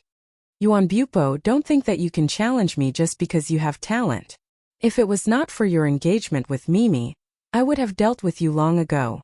As soon as he heard about the marriage agreement, Yuan Bupo was annoyed. He stole a glance at Yun Sheng as if he was possessed. She was looking at him and Xian Mimi with interest. Deal with you? You? Yuan Bupo panicked when Yun Sheng looked at him. What engagement? I did not agree to it. I already have someone in my heart. Xian Mimi's face turned pale when she heard him. Yuan Bupo, what did you say? Don't you know that the city has already decided to let us enter the tomb together? Who is your sweetheart? Is it Lu Xine and her sister from the city? Or is it one of your slutty servant girls? What nonsense are you guessing? Yuan Bupo felt like he was a playboy after being questioned by her like that. He thought for a moment, then suddenly rushed in front of Yun Sheng. He pulled Yun Sheng, who was listening intently, over and pointed at Yun Sheng without hesitation. He said without blushing, The person I like is her. Yuan Bupo played the flute quickly, but his actions were even faster. He grabbed Yun Sheng's hand, and when he touched her hand, he realized that Yun Sheng's hand was very delicate. It was icy cold, completely different from the rough joints of ordinary men. For a moment she was actually reluctant to let go. Yun Sheng looked like she was watching a good show, but in the next second, she realized that everyone's eyes were focused on her. Yun Sheng wanted to say something, but she swallowed her words when she saw Yuan Bupo's warning look. Him? That's impossible.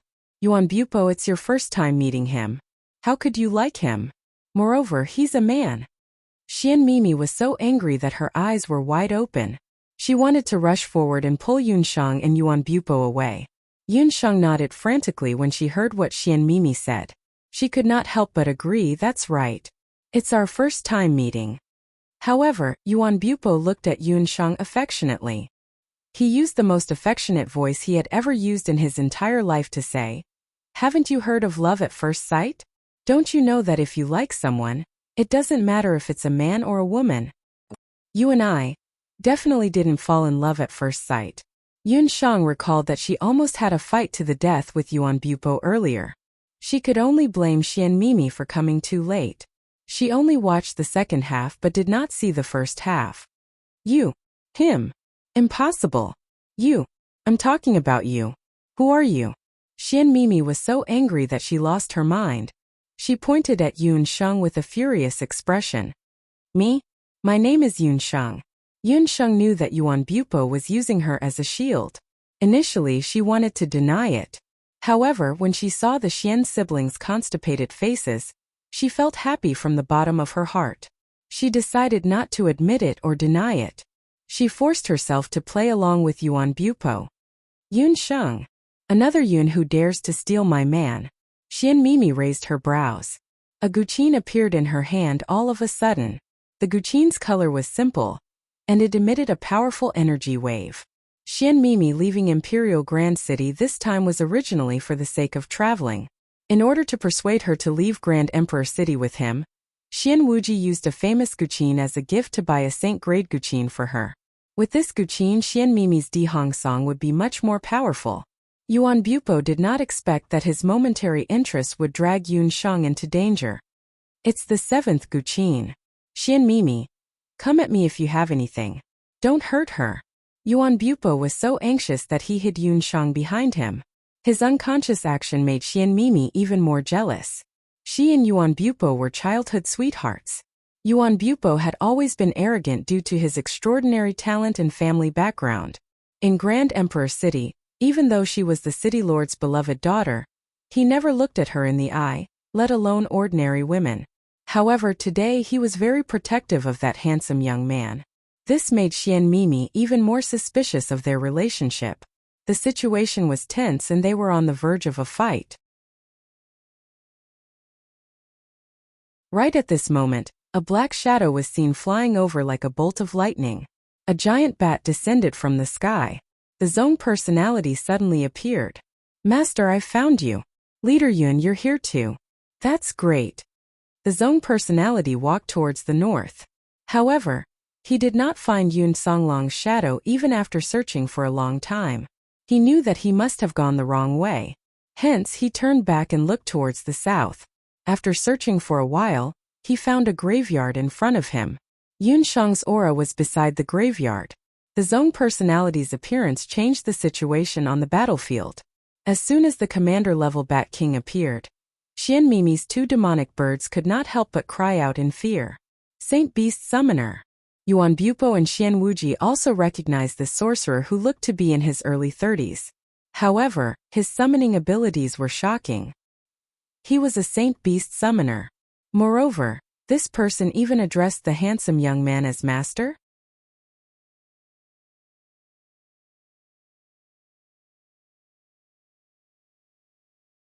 Chapter 315. Xian Wuji thought to himself, isn't he from the Yun family? The Yun family is a family of martial artists. How did they manage to recruit such a powerful sacred beast summoner? Even in a place like the Grand Emperor City, there were only 2 sacred beast summoners under the governor. Yuan Bupo would definitely not help them. Yun Songlong's power had already recovered. With the addition of a sacred beast summoner and a commander-level demonic beast, his power was not inferior to theirs. Mimi, let's forget about what happened today. Xian Wuji was not stupid. He was not willing to take the risk. Xian Mimi's face was filled with unwillingness, but she could also see that the power behind Yun Sheng was not small. The siblings sat on the Chongming bird resentfully and left together. Yuan Bupo heaved a sigh of relief when he saw that both of them had left. He did not know which side he should help if the siblings from the Xian family and the Yun family were to get into a conflict. Although he did not like Yun Songlong, his nephew, Yuan Bupo thought to himself. Suddenly he felt someone glaring at him. Do you have any sense of shame? How can you hold my mistress's hand? When the Oriole woke up, she saw her mistress being held by the man playing the flute. She immediately snatched Yun Sheng away like a mother hen protecting her chick. Yuan Bupo coughed a few times. A rare look of shyness appeared on his face. Thank you for what you did just now. You don't have to thank me. It was nothing. However, I have a question for you. Was what Xian Wuji said earlier true? Yuan Shahua is your sister. She did not marry Xian Wuji. Where is she now? Yun Songlong's expression changed when he heard Yun Sheng's question. Sheng. Yun Sheng did not know whether to laugh or cry. She looked at her second uncle and saw that he had no intention of asking any questions. Why are you asking this? Even if my sister did not marry Xian Wuji, she would never marry your uncle. He's not worthy of my sister.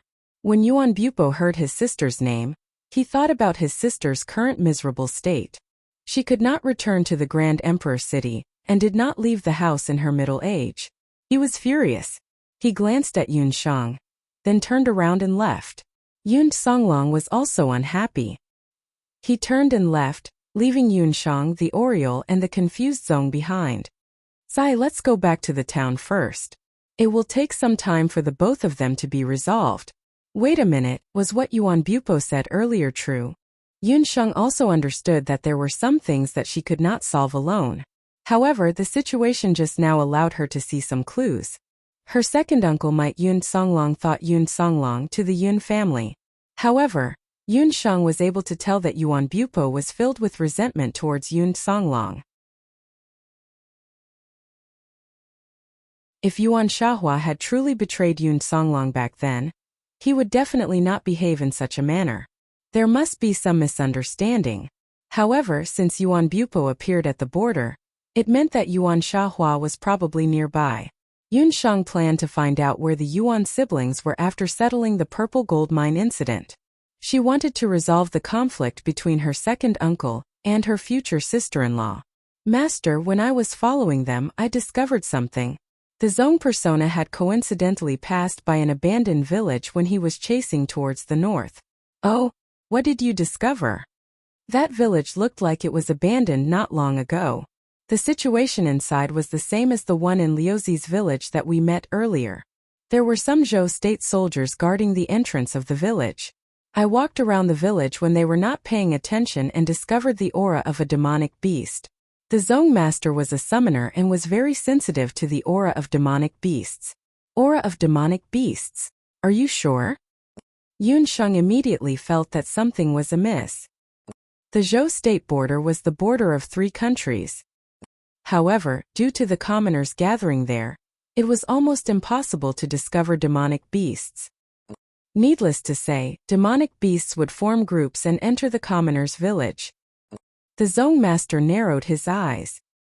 The Zong master said, "There were no traces of demonic beasts outside the village. However, there were some footprints of demonic beasts inside the village." He and Yun Shang looked at each other. Both of them looked at the Bat King perched at the side at the same time. Anyone with experience in rearing flying demonic beasts would know that those were traces left by flying demonic beasts. In other words, the group of bandits who had wreaked havoc in the village and left no traces behind were most likely riding on flying demonic beasts. Yun Shang and the Zong master returned to the town together. Yun Shang and the Zong master returned to the town. Yun Songlong had already returned to the town. The moment Yun Shang entered the door, she saw the youth named Lu Zi kneeling in front of Yun Songlong, refusing to get up. Lu Zi woke up in the evening, just as Yun Shang had expected.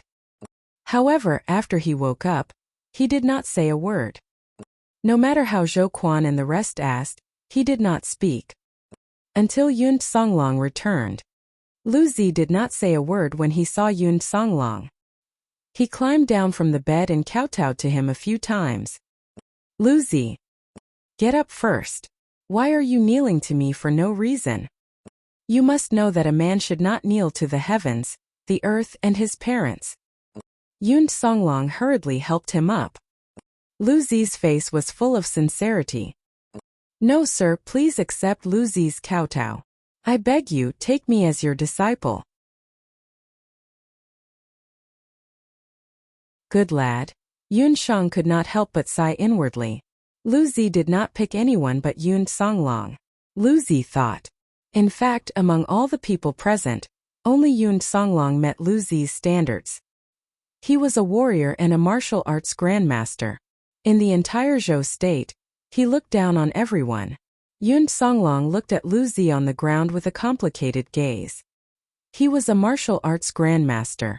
According to the Boundless Land, once a warrior reached the martial arts grandmaster realm, he could already open a martial arts dojo and take in disciples. He was a general in his early years and naturally could not take in disciples. But now that he had resigned and was already middle-aged, it was reasonable for him to find a suitable disciple to inherit his mantle. But the youth in front of him, Yun Songlong's judgment was not inferior to Yun Shang's. He could tell at a glance that the youth's aptitude was very ordinary. It was not the best choice to take in such a person as his eldest disciple.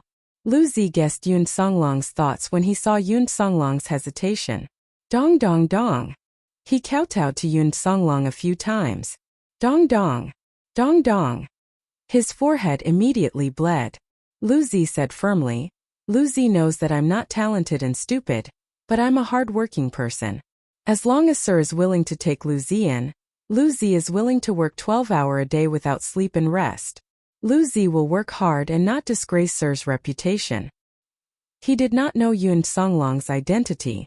Based on a youth's intuition, he believed that Yun Songlong was the most suitable person to be his master. He shouldered the lives of his parents and the lives of an entire village. No matter how hard Lu Zi was, he was willing to bear it.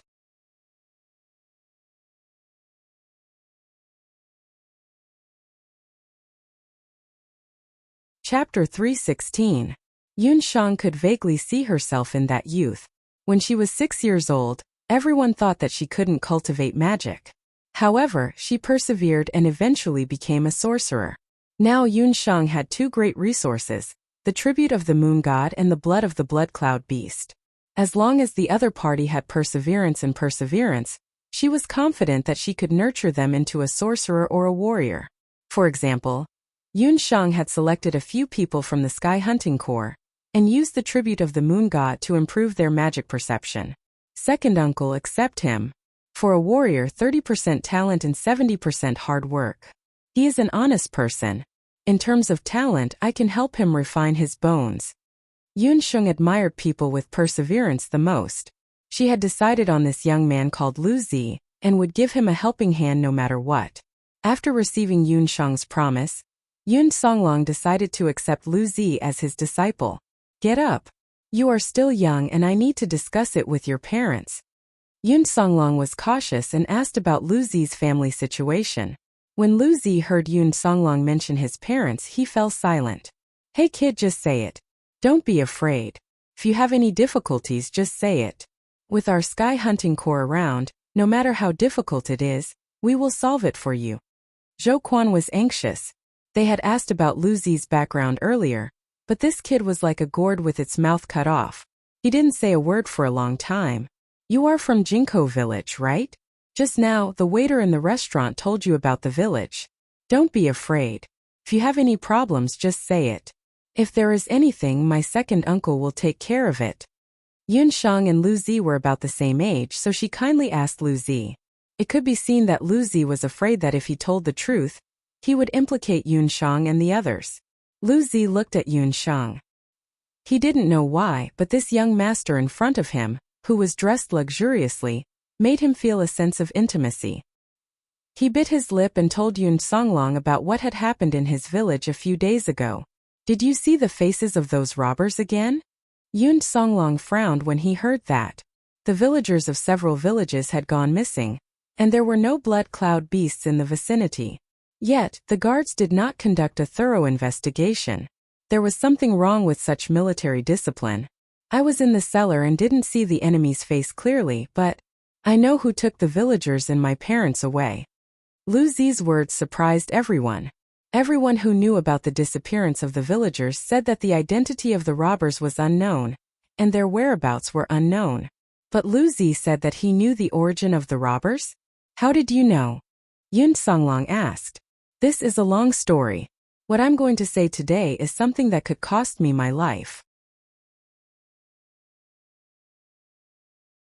I beg you, regardless of whether you can save my parents or not, you can't spread this matter. Lu Zi believed that these people in front of him were trustworthy people. After receiving everyone's encouraging gazes, he slowly unbuttoned his shirt and took out a piece of animal skin that was as thin as a piece of paper near his chest. On the animal skin, there was a map drawn with special beast blood. Lu Zi told everyone that this map was a map of a purple gold mine that was discovered in Zhou State, later Qin, and Tangyuan a few years ago. This map is real. Where did you get it? There were too many versions of the map of the purple gold mine, and no one dared to believe that the map in front of them was authentic. Lu Zi was too young, and this made everyone doubt the authenticity of the map. It was left behind by my father. I'm not happy that everyone said that my father was one of the people who discovered the purple gold mine in his early years. At that time, it was him and several hunters from other villages who discovered the purple gold mine. There were a total of 8 of them. At that time they followed a level 4 magical beast and broke into the area. A few years ago, Luzi was only 5 or 6 years old. What he knew was what his mother told him later. Luzi's father was a famous marksman in Jinko village. When they were hunting magical beasts, they saw a few beautiful stones. At that time, no one knew that it was the priceless purple gold mine. Luzi's father casually brought a few pieces home for Luzi to play with. Later, when Luzi was playing, he was accidentally seen by the village chief and found out that it was the precious purple gold mine. After the discovery of the mine, he immediately reported it to Jade Capital, but at the same time the news was leaked. Later Qin, Tangyuan, and even the military of Zhou State sent people to ask about it. Not long after, the war that shook the 3 countries happened. After the 3 countries signed the armistice agreement, they were summoned by the military and led a group of soldiers into the mountains. However, in the mountains, a group of soldiers from another country suddenly appeared. The 2 sides fought and unexpectedly the whole group was wiped out. Even the hunters who knew about it were killed. Luzi's father was also seriously injured, but he was lucky. After he was injured, he faked his death and escaped the massacre. He hid in the mountains for 2 or 3 days before escaping back to his original village. After that incident, Luzi's father brought Luzi's mother and Luzi out of Yunban's village and lived in seclusion in Jinko village. They lived there for 7 to 8 years. They thought that the matter of the purple gold mine would be buried forever with the tragic deaths of the hunters. Who knew that a few years later, robbers would rob the village?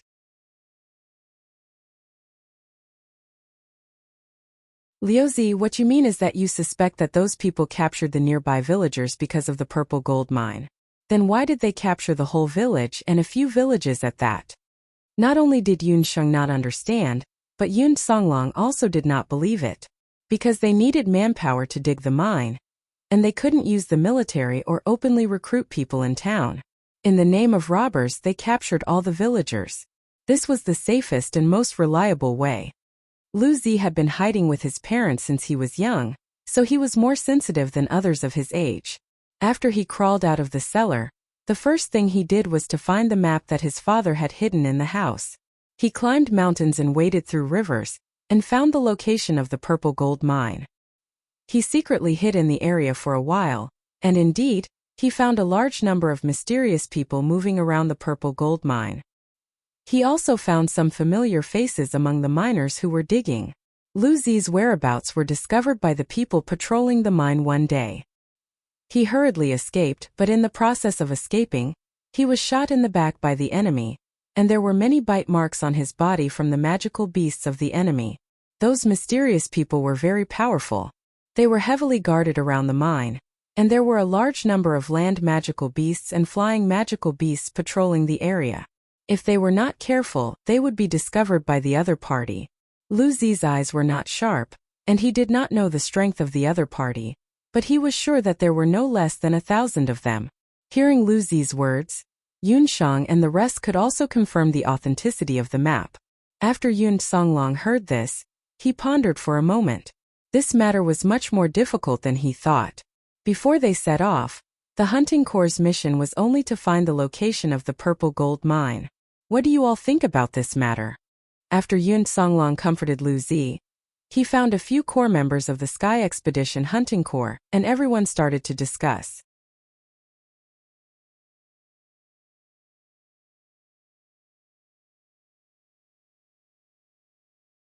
Chapter 317. Although he was the leader, he had just become a hunter not long ago. He still needed to seek advice from others, especially from an experienced person like the Zong personality. They were here under the orders of the Emperor of Zhou State. Although it was a mission, it was actually an order. If they could not complete it, they would be implicated. From the perspective of a mission, they had already completed their mission. The map of the purple gold mine had been found, and it was done without losing a single soldier. Could be considered perfect. As long as they brought the map back to the Jade Capital, they would be able to report back. However, if they handed it over, the consequences would be unimaginable. The Emperor of Zhou State, Yi Changtian, would definitely order the army to snatch the purple gold mine. In that case, whether or not they could snatch the mine back was another matter. That group of mysterious bandits would definitely kill the villagers they captured in order to silence them. Yun Songlong and the rest did not want to see such an outcome. Moreover, even if they brought the news back to the Jade capital, it would take almost a month for them to come and go. By then the mine would have been emptied. This old man thinks that we should just kill our way to that mine. Whatever magical beasts or bandits, there'll be nothing in front of this old man. The Zong personality said boldly. He was a holy beast summoner, so he really didn't care about ordinary enemies. How about this, Zong personality? Let your Bat Sun and Bat Sun go to the mine area to check out the situation. After confirming the number of people on the other side, we can make a decision. Yun Sheng also felt that they should not hand over the map for the time being. The pressure of the dragon-clawed Bat King was too frightening. In order to avoid alerting the group of mysterious people, Yun Sheng asked the Zong personality to keep the dragon-clawed Bat King in the magical beast space. The Zong personality could control some low-level bats through the Bat King. Taking advantage of the night, he released a few bats. On the morning of the second day, the bats brought back some news. After communicating with the bat for a while, the Zong personality's expression became serious. Master, things are not looking good. The Zong personality scratched his head. He originally thought that as long as he had his own magical beasts, he would not have to fear the mysterious people. However, the bats discovered that there were many lightning explosion magic arrays in the mine area. The lightning explosion magic array was no ordinary magic array. It was drawn using the lightning magic element with astonishing power.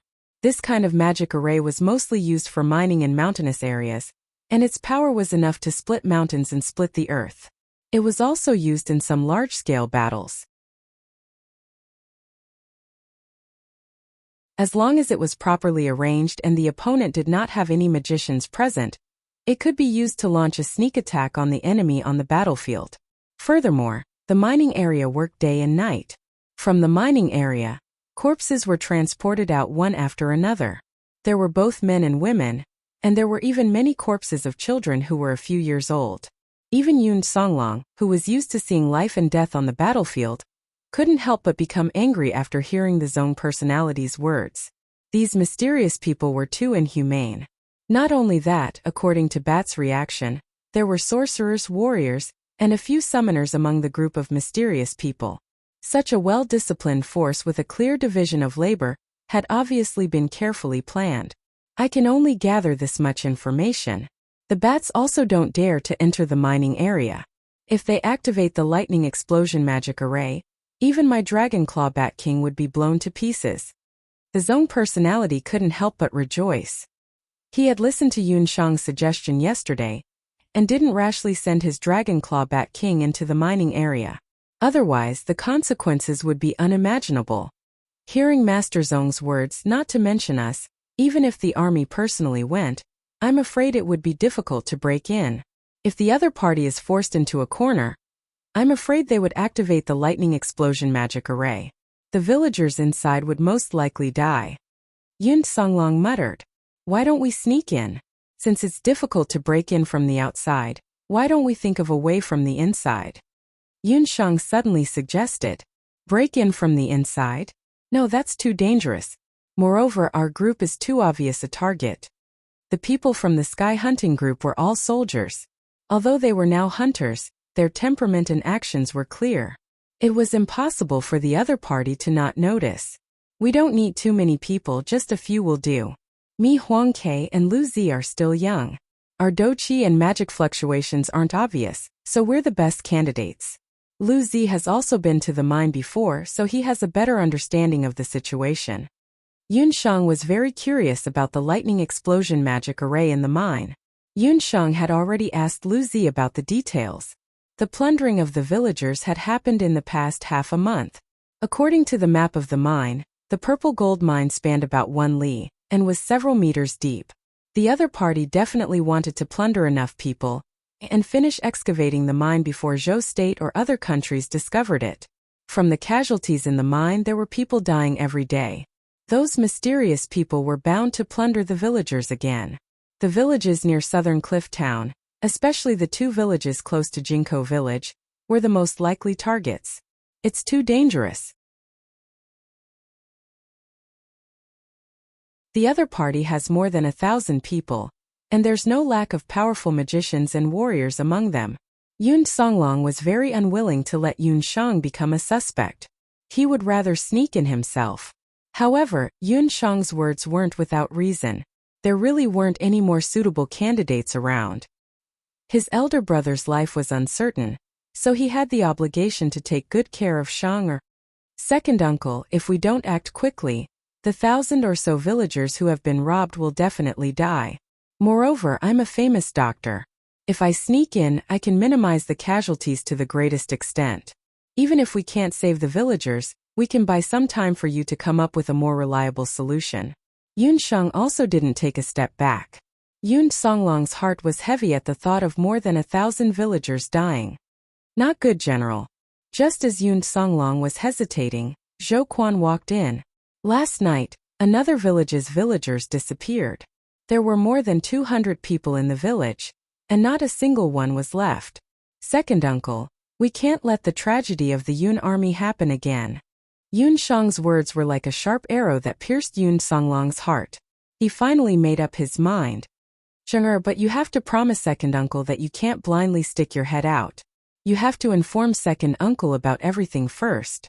Knowing that Yun Shang and the rest were willing to infiltrate the mine, Lu Zi was both happy and worried. However, in the end, he couldn't overcome his worry for his parents and the villagers. That night he, Yun Shang, and Huang Ke arrived at a village called Zhou Village near Jinko Village.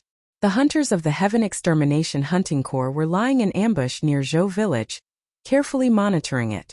In order to keep it a secret, Yun Shang only told the news to the village chief of Zhou Village. The old village chief was still skeptical at first, but when he heard that the hunting corps that Yun Shang belonged to was the Yun army, the old village chief immediately dispelled his suspicions. Although Yun Songlong was defeated that year, he fought to the last moment in order to protect the villagers at the border. The kindness of the Yun army and the general's estate was deeply engraved in the hearts of the people at the border. The 3 of them changed into the village's youth's attire. In order to make things easier, Yun Shang was still dressed as a youth, and Kair also changed into men's attire. The 3 of them waited patiently in the village. ***, thank you Beiyu and Inaishang for your tips. Regarding updates, I'm not like some writers who work full-time. I work 6 days a week and only write at night. With the godly doctor's pitiful data, I'm not going to work full-time. Normally, I'll write a steady update to recommend explosive updates. ***.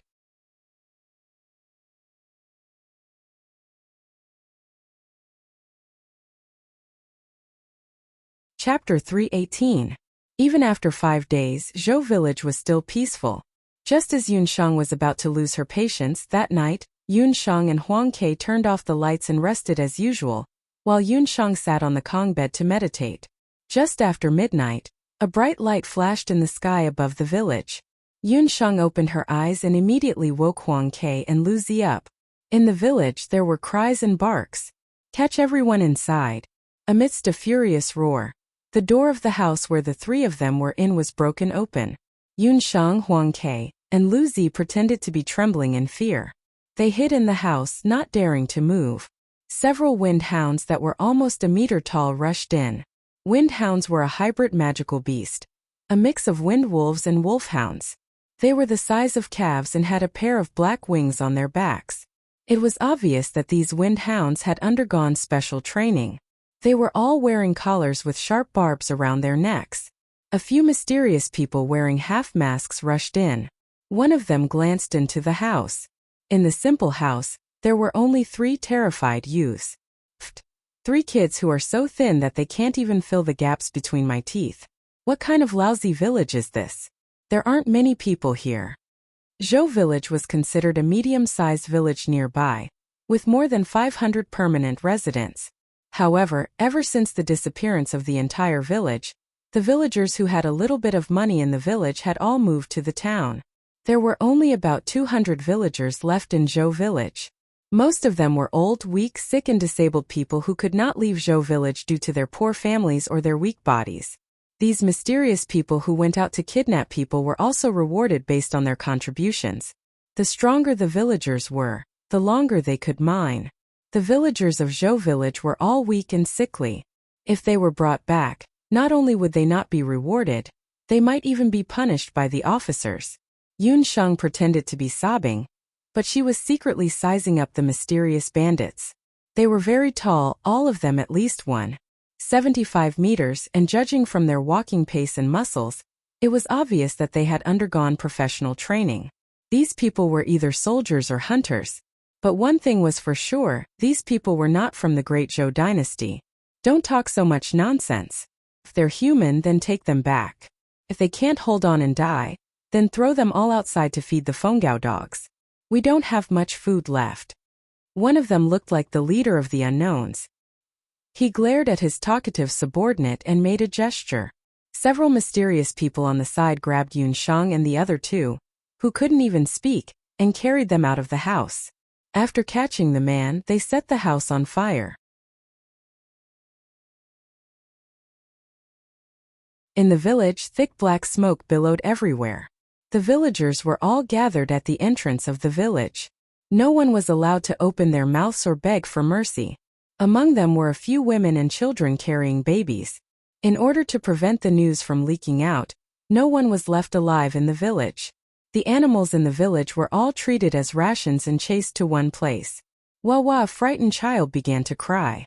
The woman holding her was so scared that she hurriedly coaxed her, but the child refused to stop crying. The leader of the unknowns glanced over with cold eyes, and a Fengao dog with saliva dripping from its mouth pounced over. "Let go of my child." Seeing the Fengao dog pouncing on her baby, the woman struggled crazily. She was just an ordinary woman. How could she be a match for a rank 5 wind hound? After a terrible swallowing sound, the baby's crying stopped. Yun Sheng saw this and clenched her hands tightly, her nails piercing into her palms. She couldn't make a move. The anger in her heart was like a stormy sea, making it difficult for Yun Sheng to calm down. If she made a move at this time, their plan would be ruined. More than 1,000 lives and the purple gold mine. Yun Sheng took a few deep breaths, and her hand firmly grasped the Oriole's hand. Tonight, this cruel scene was deeply engraved in their minds. 2 adults to a ride, 3 children to a ride, take away all the animals. The leader was indifferent to the death of the baby.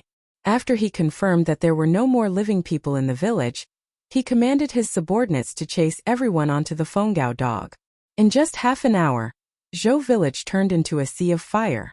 Yun Sheng, Oriole and Lu Zi sat on the back of a Fengao dog. The Fengao dog quickly rose into the air, and soon Zhou village was left behind. It was the first time Oriole and Lu Zi came into contact with flying magical beasts, and they were so scared that they looked nervous. Those mysterious people, after leaving the ground, also let down their guard. In their eyes, these captured villagers were all ordinary people, and when they were in the air, they weren't afraid that they would cause trouble.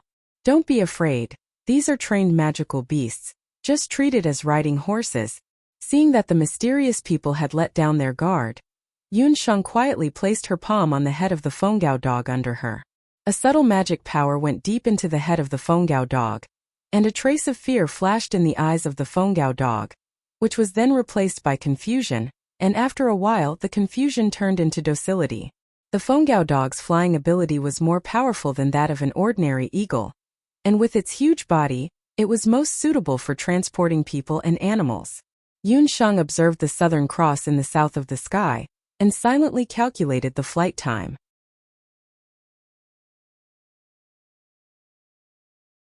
After flying for about 2 hours, the night gradually dispersed, and when the red clouds of dawn appeared, the mysterious people and the Fengao dogs landed on an inconspicuous mountain ridge with their prey. This mountain ridge was no different from the mountain ridge that Yun Sheng and the rest had passed by when they came. However, if one took a closer look, they would discover that this seemingly lush forest, which was full of life, revealed traces of murderous intent. Between the leaves and the rocks, there was a large number of arrows with amazing attack power, as well as some rocket arrays that emitted fire magical elements. As long as there was an intruder, The ambush of arrows and the rocket arrays would be activated in an instant, and the intruder would be shot into a hornet's nest. There were dense tropical trees and flowers all around, and the Fengao dogs under them landed steadily on the ground. Those mysterious people immediately took out some magical beast meat and fed it to the Fengao dogs. After Yun Shang and the other two got off the Fengao dogs, they found that they were already in the mining area. Yun Shang also finally saw the thunder explosion magic array that was reported by the Bat of the Zone personality earlier. It was a magic array that was branded with a purplish-red mark. The magic array was closed during the day, but when it was nighttime, the magic array would be activated. As long as someone accidentally stepped on the magic array, they would be blasted into ashes by the thunder attribute magic that would spurt out. Its power was not inferior to that of modern landmines and bombs.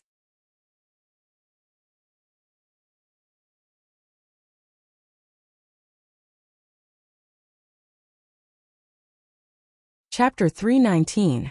The mining area was surrounded by iron fences.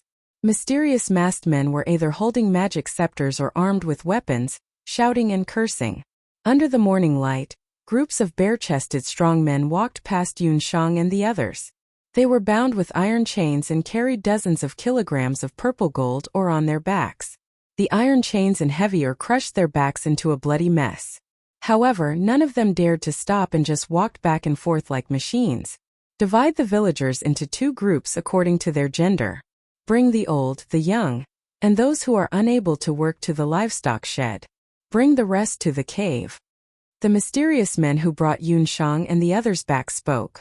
They separated the villagers who were captured. Those who were able to work were locked up in the cave and given a certain amount of water and food. They were used to replace the miners who were working hard at any time.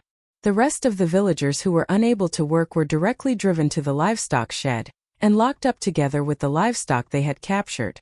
They would be used as food for the magical beasts in the future. During the time when they were locked up in groups, Yun Shang witnessed several carts of corpses being pushed out on carts. There were both men and women among them, and the youngest among them was only 8 or 9 years old. Some of them had their hands smashed by the ore, and some were beaten to death because they resisted or tried to escape. This mine looked lush and leafy from the outside, but in fact it was a purgatory on earth. When Lu Zi saw this scene, he bit his lips tightly. He did not know if his parents were still alive. No matter if they were locked up in the cave or sent to the livestock shed, they could not escape death in the end. Yun Shang believed that even if there were villagers who were lucky enough to survive in such a harsh environment, once the mine was dug out, these mysterious men would definitely kill all the villagers who survived in order to hide their evil deeds. Damn it, these people were simply devoid of humanity. Seeing the tragic scene, the dark Dharma soul in Yunqing's body seemed to have smelled the scent of blood and became active. For the first time, Yun Shang's heart surged with such a strong murderous intent. She wanted to kill these beasts in front of her. When she realized this, Yun Shang couldn't help but be shocked. She had always had excellent self-control, but she discovered that as she delved deeper into dark magic, her murderous heart seemed to have become much heavier. A red light appeared in her eyes. Although Yun Shang and the other two were not very old and were not very tall, their bodies were still very sturdy. Thus, they were quickly selected and rushed to the group of people in the cave. The three of you, what are you looking around for? Immediately change your clothes, put on the shackles and follow the formation. Yun Shang lowered her eyes when she heard the mysterious man's command, concealing the murderous intent in her eyes. She slowly circulated the jade marrow technique in her body. As the jade marrow technique circulated in her body, Yun Shang felt her killing intent gradually calming down. Her eyes also regained their clarity. Impulse is the devil. No matter the situation, I can't let the killing intent control my heart. Yun Shang secretly warned herself. The three of them changed into mining uniforms made of coarse hemp, and their feet were also shackled with 5 kilograms of weight. The three of them were pushed into a long and narrow cave by the mysterious men. At the entrance of the cave, there were 5 or 6 mysterious men guarding it. There were also more than 10 level 6 fire lizards. The security was very tight. The cave was very dark, damp, and moss grew everywhere. On the walls of the cave, there were only a few magic lamps, dimly illuminating the path ahead. This group of mysterious men came suddenly. They hurriedly dug these caves. The conditions here were simple and the cave was very deep. As Yun Sheng walked in, she smelled a rotten and moldy smell. Liuzi, when we go in later, first look around and see if there are any people from Jinko village. Ask them about the specific situation here. Yun Sheng glanced at a corner of the cave, where a few bats were resting. Liuzi nodded. At this moment, his heart was heavier than his shackled feet. He was afraid that after entering the cave, he would hear bad news about his parents. Liuzi, be strong. Oriol, who was also from a poor family, comforted Liuzi in a low voice. He nodded. Liuzi already knew that Yun Sheng and Oriol were both girls, and that he was the oldest of the three. Before they set off, Yun Songlong had encouraged him. As the only boy among the three, he must protect Yun Sheng and Oriol. The cave was very long. As they walked down, Yun Sheng's frown deepened. The living environment of the miners was too bad. There was almost no ventilation here. If all the villagers who survived were imprisoned in the cave, it must be very crowded. In a situation where the air was turbid and the population density was high, once there was a disease or death, the airborne germs were enough to make the healthy villagers collapse. Finally, there were voices in front of them. The front of the cave gradually widened. At the bottom was a space about 100 square meters in size. There were 300 to 400 people imprisoned here. Among them were men and women. Those who did not need to enter the mining area during the day could temporarily remove the shackles. Once they left the cave, they had to put on the shackles to prevent them from escaping. You newcomers, listen carefully. Don't even think about escaping, or you will end up like these people. The mysterious people who drove them in waved a whip full of thorns in their hands and slammed it hard on the ground. The hard ground was immediately smashed into pieces. The stone debris flew up and hit the people's bodies, causing burning pain. Their whips were pointed at the wall of the cave. Everyone looked up. Some of the more timid ones were scared to tears on the spot. On the wall there were several dead bodies hanging. There was a trace of intact bone in these people's bodies. Their faces were beyond recognition. The men were stripped naked, and the women were also bare-chested. The blood on their bodies had dried, leaving only wrinkled skin. They were barely recognizable as human figures. These people were all people who had tried to escape in the past when the guards weren't paying attention and when they were mining. None of them succeeded. After they were captured alive, they ended up like this. Even so, there were still many people who tried to escape every day. After a few warnings, the mysterious people left the cave. Lu Zi resisted the waves of nausea in his throat. He hurriedly looked for his parents in the crowd. Although the chances were small, Lu Zi still hoped that he could find his parents. Most of the villagers who were imprisoned in the cave were thin and sallow, and their lips were dry and cracked. Their eyes were empty. When they saw the newcomers, they did not make any sound. For them, escaping had become an extravagant hope. Their loved ones died one by one, completely destroying their hope. They were probably just walking corpses. Lu Zi looked around the crowd and found a few people from Jinko village. However, no matter how he asked, they did not speak. He was worried that his parents had met with misfortune. Lu Zi, don't ask anymore. Yun Sheng saw that Lu Zi was on the verge of breaking down. She dragged him aside and gave him a few mouthfuls of water. Only then did Lu Zi calm down. At this time there was a sound of footsteps outside. Yun Sheng and the others looked up. 30 to 40 bare-chested and barefoot miners walked in. They all looked tired. These people were the miners who had finished their mining task today. After they returned to the cave, another group of people was driven out. Father. Lu Zi recognized one of the men. He immediately jumped up and rushed over.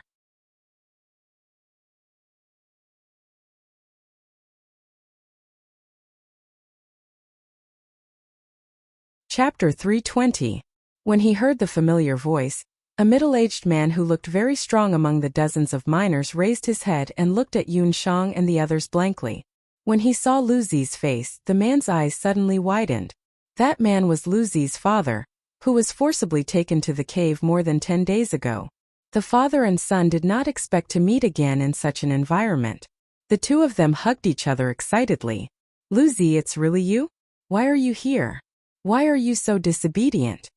Didn't I tell you to stay far away? What are you doing here? Lu Zi's father saw his son and was both sad and happy. He was happy that his son was safe and sound. During this period of time, he had seen countless people from the neighboring villages being captured and brought here. He was also worried about Lu Zi's safety outside. But when they finally had news of their son, he had barged into the tiger's den. Everyone knew that there was no chance of survival after entering this hellish cave. Yunsheng noticed that Lu Zi's father was the most energetic among these miners. It seemed that he only looked a little tired, and his spirit was very good. This was probably because he had experienced life and death in his early years, so his willpower was much stronger than that of ordinary people. Father, let's not talk about this first. Where's mother? Lu Zi did not see his mother's figure and was terrified. Don't worry, your mother is fine. A few days after we were locked in here, those villains picked a few nimble women in the cave and said that they would cook for them and wash their clothes. Lu Zi's mother was lucky to be chosen and escape the disaster. After hearing Lu Zi's story, Lu Zi's father calmed down. Especially when he heard that Yun Shang and the others were the descendants of the Yun army. His originally dim eyes were filled with a desire to live. They are the descendants of the Yun army. Really? Lu Zi's father said with a friendly look. He stayed in the cave for more than 10 days. Because he was strong and did not escape, the group of mysterious people treated him well. They made him the person who distributed food and water in the cave. Although Lu Zi's father appeared to be yielding, he had never given up observing the activities of these mysterious people. This cave held all the villagers who had been abducted. A large number of people had already entered and exited the cave. At its peak there were 500 to 600 people. There was only one entrance to the cave. Since there were people guarding the other side of the cave day and night, the mysterious people would guard the cave in batches. There were also ferocious fire lizards patrolling the area. There were some villagers who tried to escape, but they were all caught without exception. Most of the villagers who were caught would be beaten to death.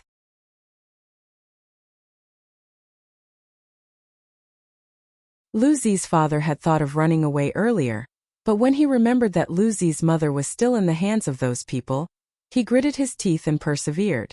At the same time, Lu Zi's father also mentioned some matters regarding the purple gold mining area. It was unknown where these mysterious people had gotten the map of the mine. They had captured the villagers to mine the mine. Within this purple gold mining area, there was a large amount of purple gold, ore. Every day, about 500 kilograms of purple gold, ore would be transported out by flying magical beasts. However, Lu Zi's father didn't know where it would be shipped to. Father, who are those people? Lu Zi asked. I don't know, but their leader seems to live in a treehouse not far away. Judging from his accent, he doesn't seem to be from Zhou State. Lu Zi's father shook his head. He went out to mine every day to get some fresh air, and this was all he could find out. With Lu Zi's father's detailed description, Yun Sheng roughly outlined the situation of the entire mining area in her mind. The periphery of the mining area was a dense tropical forest area. The mining area was divided into 4 areas: east, west, north, and south. The main mining area of the purple gold vein was in the east. The villagers who were imprisoned in the cave were in the west, and the other soldiers and livestock were in the south. As for the leader of the mysterious people and some powerful magicians, warriors, and summoners, they all lived in the north. In the middle of these 4 areas, there were more than a dozen thunder explosion arrays. Without personally exploring the environment, it was impractical to escape. Yun Shang decided to stay in the mining area for a few days. It would be best if there was a chance to go to the location of the purple gold vein, and then think of a way to escape with the villagers. While they were talking, Yun Sheng heard a painful groan. A middle-aged miner who came back with Lu Zi's father earlier fell to the ground. His face was full of sweat, and his stomach was throbbing with pain. What's the matter? Yun Sheng immediately went forward to check. It's an old problem. The environment here is too bad. Everyone often has stomach pains and diarrhea. It's fine for us who are stronger, but the young and the women can't stand it. Lu Zi's father sighed. While Yun Sheng listened to Lu Zi's father describe the situation in the mining area, she also paid attention to other things in the cave. Just as she found when she entered the cave earlier, the environment here was very bad. Those mysterious people did not treat these villagers as humans at all. Yun Sheng checked the drinking water and food of hundreds of villagers every day. The water was turbid yellow muddy water that had not been purified and precipitated at all. There was also a severe shortage of food, and most of it was rancid food. Under such conditions, they still had to mine at a high rate, which undoubtedly greatly increased the mortality rate of the villagers. "Uncle, I'm a doctor. I'll help him stop the pain first. Find a few villagers. I have a few things that I need your help with." Yun Sheng rolled up her sleeves. Lu Zi's father looked at Yun Sheng suspiciously. The Oriole at the side chimed in, "It's true. Our master is very powerful.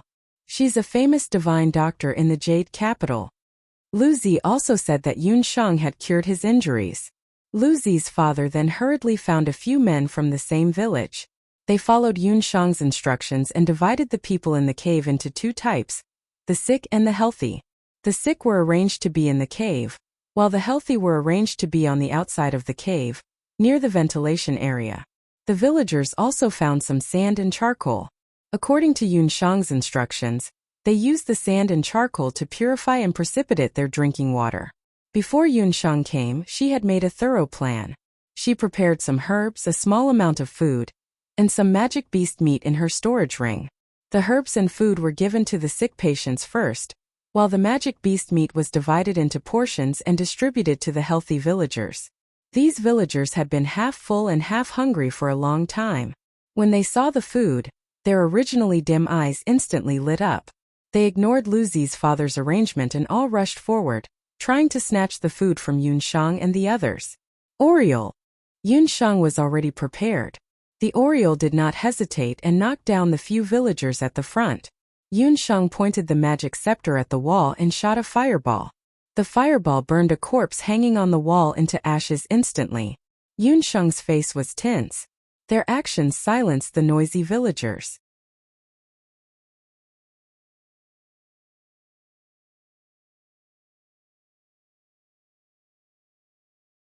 Chapter 321. Everyone listen carefully. From now on, all of us have to be of one mind. If you are willing to cooperate, I can guarantee that you will be brought out alive to reunite with your families.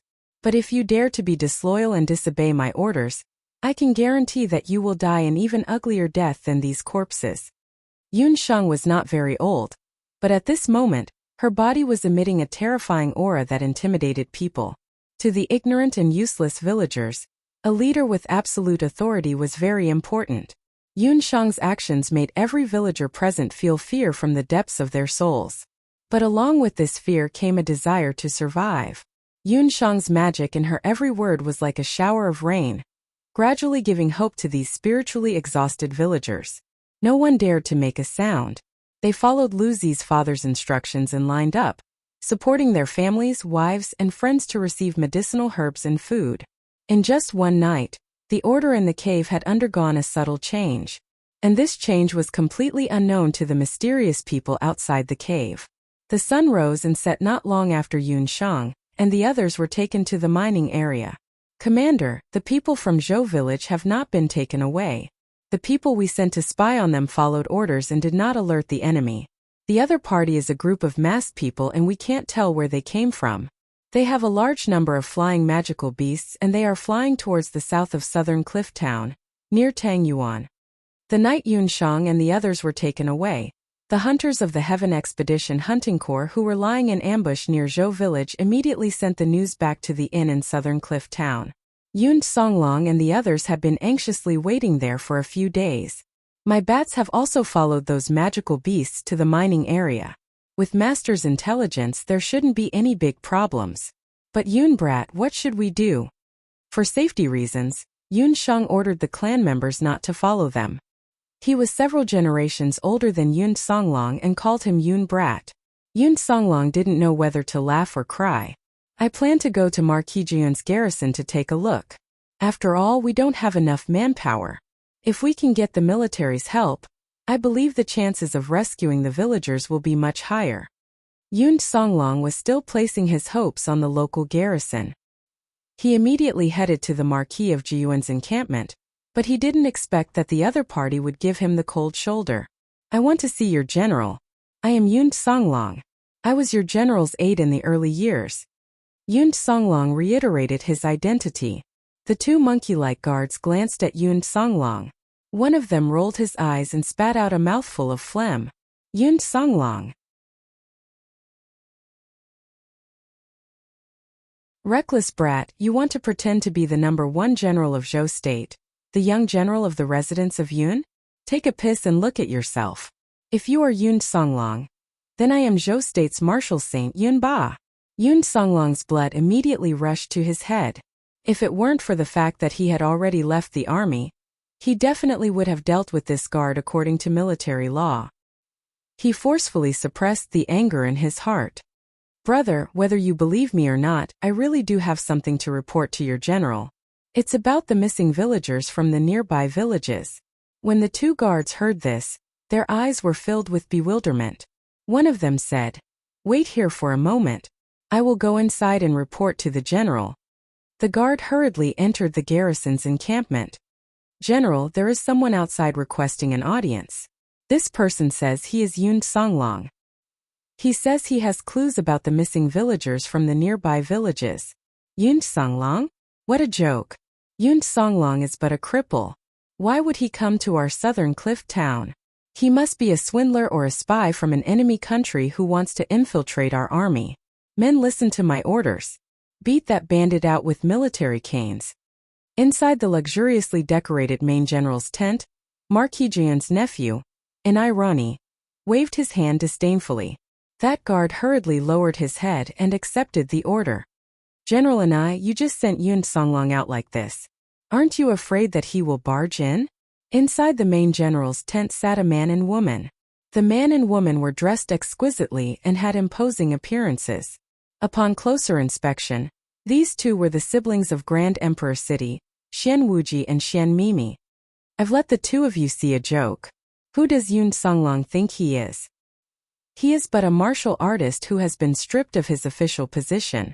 If he dares to block our path to wealth, I will definitely make him regret ever stepping foot on the land of the border." Enai's eyes flashed with a greedy light as he spoke.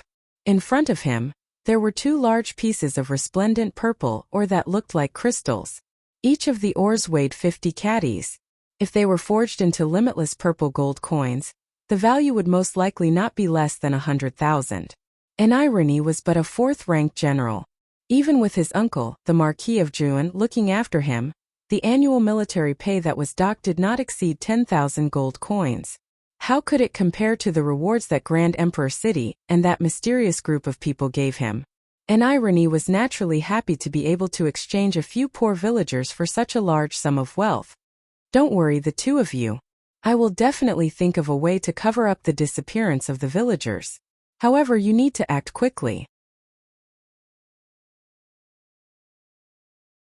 Otherwise, if it attracts the covetous eyes of other powers, it will be impossible to hide it." Enai chuckled. General Enai is really sensible. If the mining of the purple gold vein is successful this time, Grand Emperor City and His Majesty will definitely not treat you unfairly.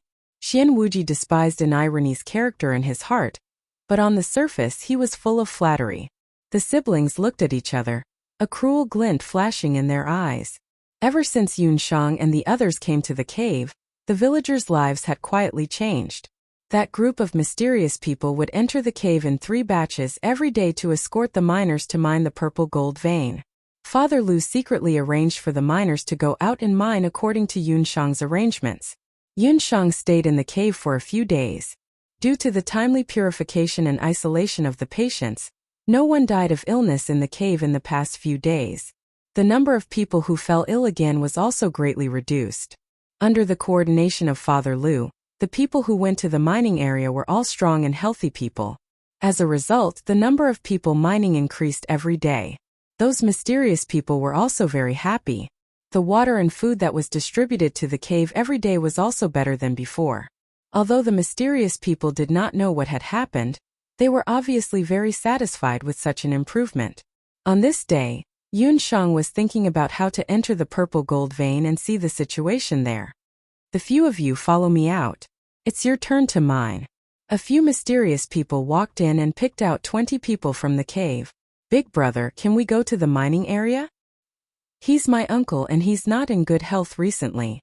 While the mysterious people were picking people, Yun Shang, Huang Ke, and the others secretly exchanged glances and took the initiative to step forward. Thanks to Sunny and Xiao Hei for the tips.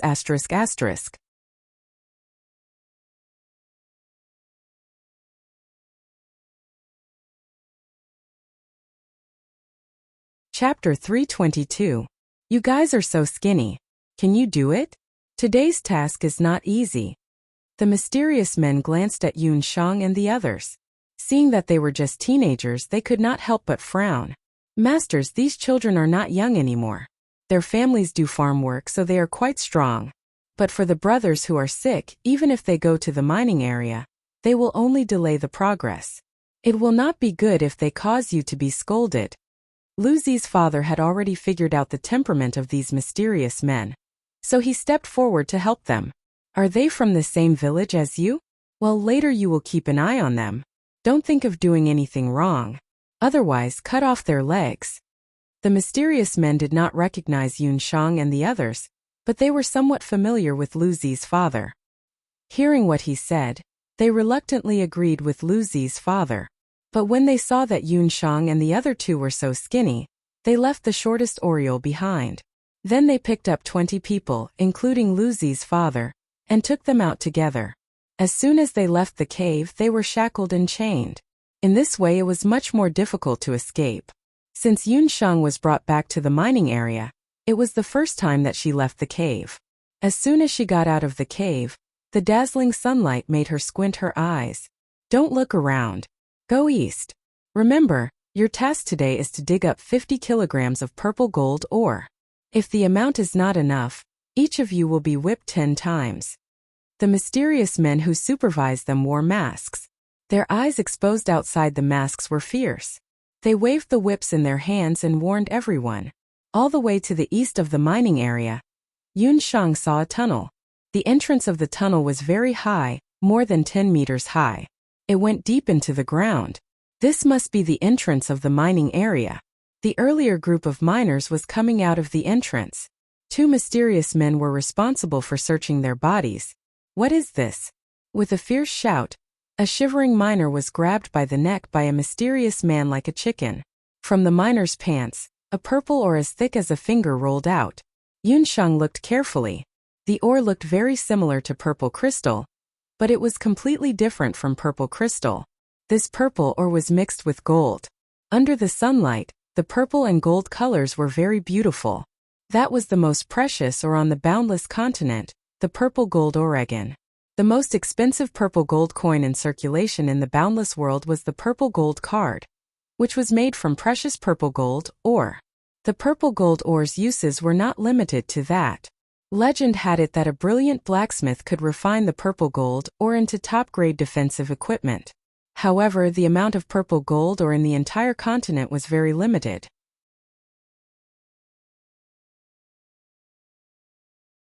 Therefore, as long as there was a clue to the empire's purple gold ore, all the major countries would frantically send people to search for it. The capital of Zhou State was no exception. A piece of purple gold or the thickness of a finger was equivalent to 5 purple gold coins, which was equivalent to 50 gold coins. To most of the villagers who worked in the mining area, this was a huge fortune that they would never be able to obtain in their lifetime. It was also to prevent the villagers from hiding anything, so no matter if they entered or left the cave, all the villagers would be searched. Yun Shang had also expected this, so she had already hidden her storage ring in a secret place in the cave. That villager who was caught was also greedy, which was why he hid the ore. After he was discovered, he was so scared that he trembled and kept begging for mercy. "Sir, I won't dare to do it again. I was just muddle-headed for a moment." "Muddle-headed? Haha, what a muddle-headed person." A cold light flashed in the hands of the mysterious person who found the ore, and he chopped off one of the villager's fingers. That villager was rolling on the ground in pain. When the other villagers saw this, they were so scared that their faces turned pale. No one dared to go forward to help him. If it wasn't for the lack of manpower in the mining area, I would have cut off your head and fed it to the magical beasts. Kicking that villager away, the mysterious person waved his hand and motioned for Yunsheng and the rest to enter. Yunsheng calmly walked over. When Yunsheng walked in with shackles on her legs, one of the mysterious people's eyes flashed under the mask and showed some surprise. Why was she here? After Yunsheng and the rest entered the cave, the leader of the mysterious people ordered the rest of the mysterious people to patrol the area and pay attention to the situation. Biming, I'm not seeing things, right? Wasn't that the little miracle doctor just now? A tall mysterious person whispered in another person's ear. Although Yunsheng was dressed as a man, she was still recognized at a glance. She was fine in Southern Cliff Town. What did she come here for? She's really messing around. The man's voice was low and there was some dissatisfaction in his eyes. This little wild cat was really worrisome. She didn't know what method Yi Biming used, but his gray eyes now looked dark brown. Changbai's skin was also dyed a beeswax color. They were wearing masks and their appearance was similar to the other mysterious people in the mining area. If she didn't look carefully, Yunsheng wouldn't be able to tell. In a place like the mining area there were all kinds of people. She actually dared to come here alone. Where did Yun Songlong go? And that's Zhong Yi. Then what should we do? Are we still going to continue with our plan? The tall and straight mysterious men were Yi Biming and Changbai in disguise.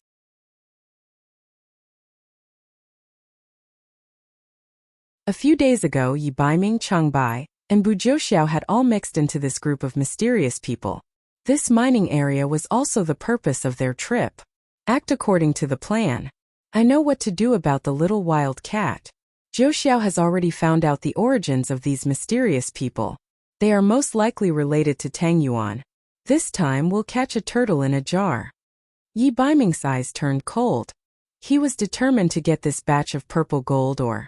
How could he allow other countries to get a share of it? Yunsheng didn't know that she and Yi Biming had boarded a pirate ship. She dragged the heavy shackles and entered the mine. As soon as she entered the mine, she was attracted by the scenery in front of her. Purple gold was indeed worthy of the title of the most beautiful ore on the continent. Whether it was day or night, the mine flickered with a beautiful light like the tail light of a firefly. Purple and gold mixed together to illuminate people's eyes, like a two-colored rainbow. It had to be said that this was an excellent mining area.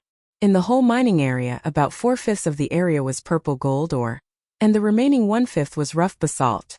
This was a pure natural mining area. A large amount of purple gold ore was exposed to the ground. The hexagonal crystals of different sizes were of different sizes.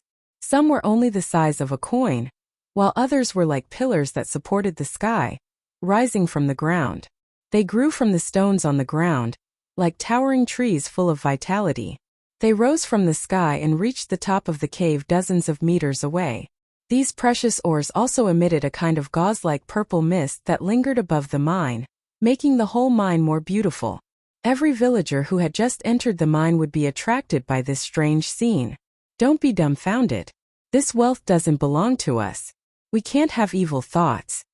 Yunsheng and Lu Zi's dumbfounded expressions made Lu Zi's father shake his head. Most of the villagers who had just entered the mine would show such expressions. But after a day, if they couldn't dig up enough ores, what awaited them was the most cruel whipping. After being reminded by Lu Zi's father, Yunsheng put away her curiosity.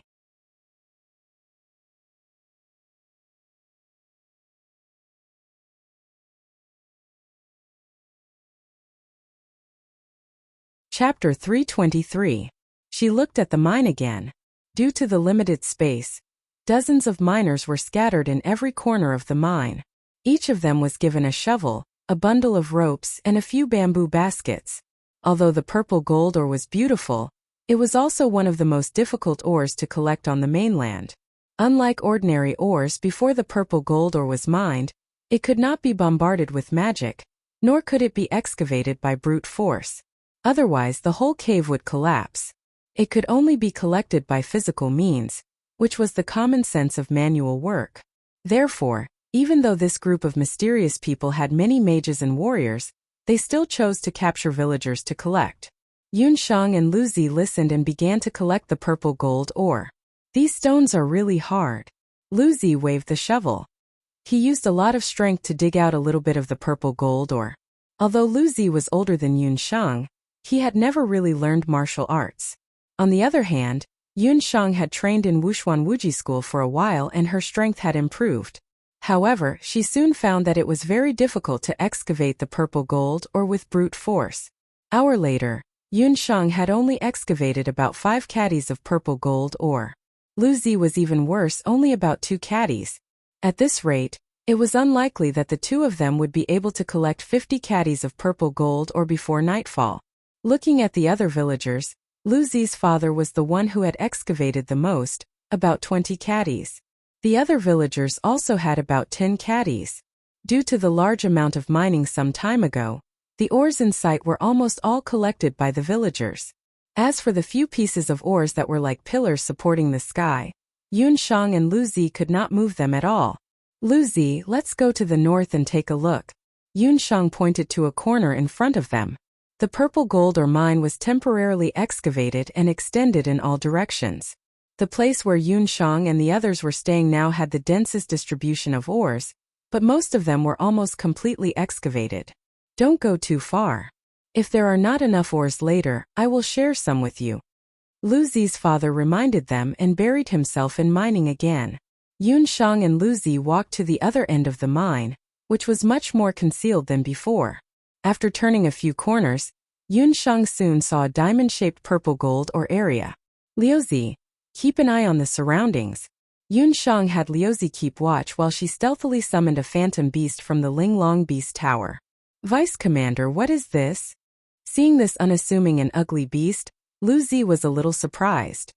He glanced at Yun Shang and wondered where she had conjured this magic beast from. It's a type of magical beast. Our speed of collecting purple gold ore is not as fast as the other villagers, and we can't use magic. I want to try using this little guy. When Yun Shang had killed the leader of the Shadow Beast Corps, she had obtained a few magical beast belts and a few phantom beasts as an additional reward. This phantom beast was much better at digging than most earth-type magicians. It was an improved version of a pangolin. You mean this thing can mine purple gold ore? Lu Zi was still in disbelief. You will know when you see it. If today's experiment was successful, it would not be as simple as mining purple gold ore. Yun Shang's Linglong Beast Tower was known as one of the most mysterious treasures in the Boundless Land. Any magical beast that stayed in the Linglong Beast Tower for a while would either evolve or mutate. Xiao Hei and the puffed egg were both evolving. This phantom beast did not evolve directly due to its ordinary grade. However, there was a certain mutation in its body. Its shell, which was originally incomparably hard and rock-like, now seemed to be plated with a layer of gold and had mutated into a golden color. It looked like an enlarged version of a scarab. Yun Shang simply called it the fantasy gold beast. 5 sharp and narrow golden claws grew out of its hands and feet. The golden fantasy beast put its claws together to form a natural shovel. It aimed at a piece of purple gold ore that was half buried in the ground and dug hard with its claws. A cloud of dust rose, and a pile of rock chips quickly piled up beside the purple gold ore that was originally difficult to excavate.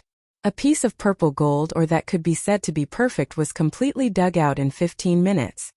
That's amazing. This piece of purple gold ore is at least more than 5 kilograms. Lu Zi's eyes were shining. If not for the golden fantasy beast's ferocious appearance, Lu Zi might have kissed it a few times.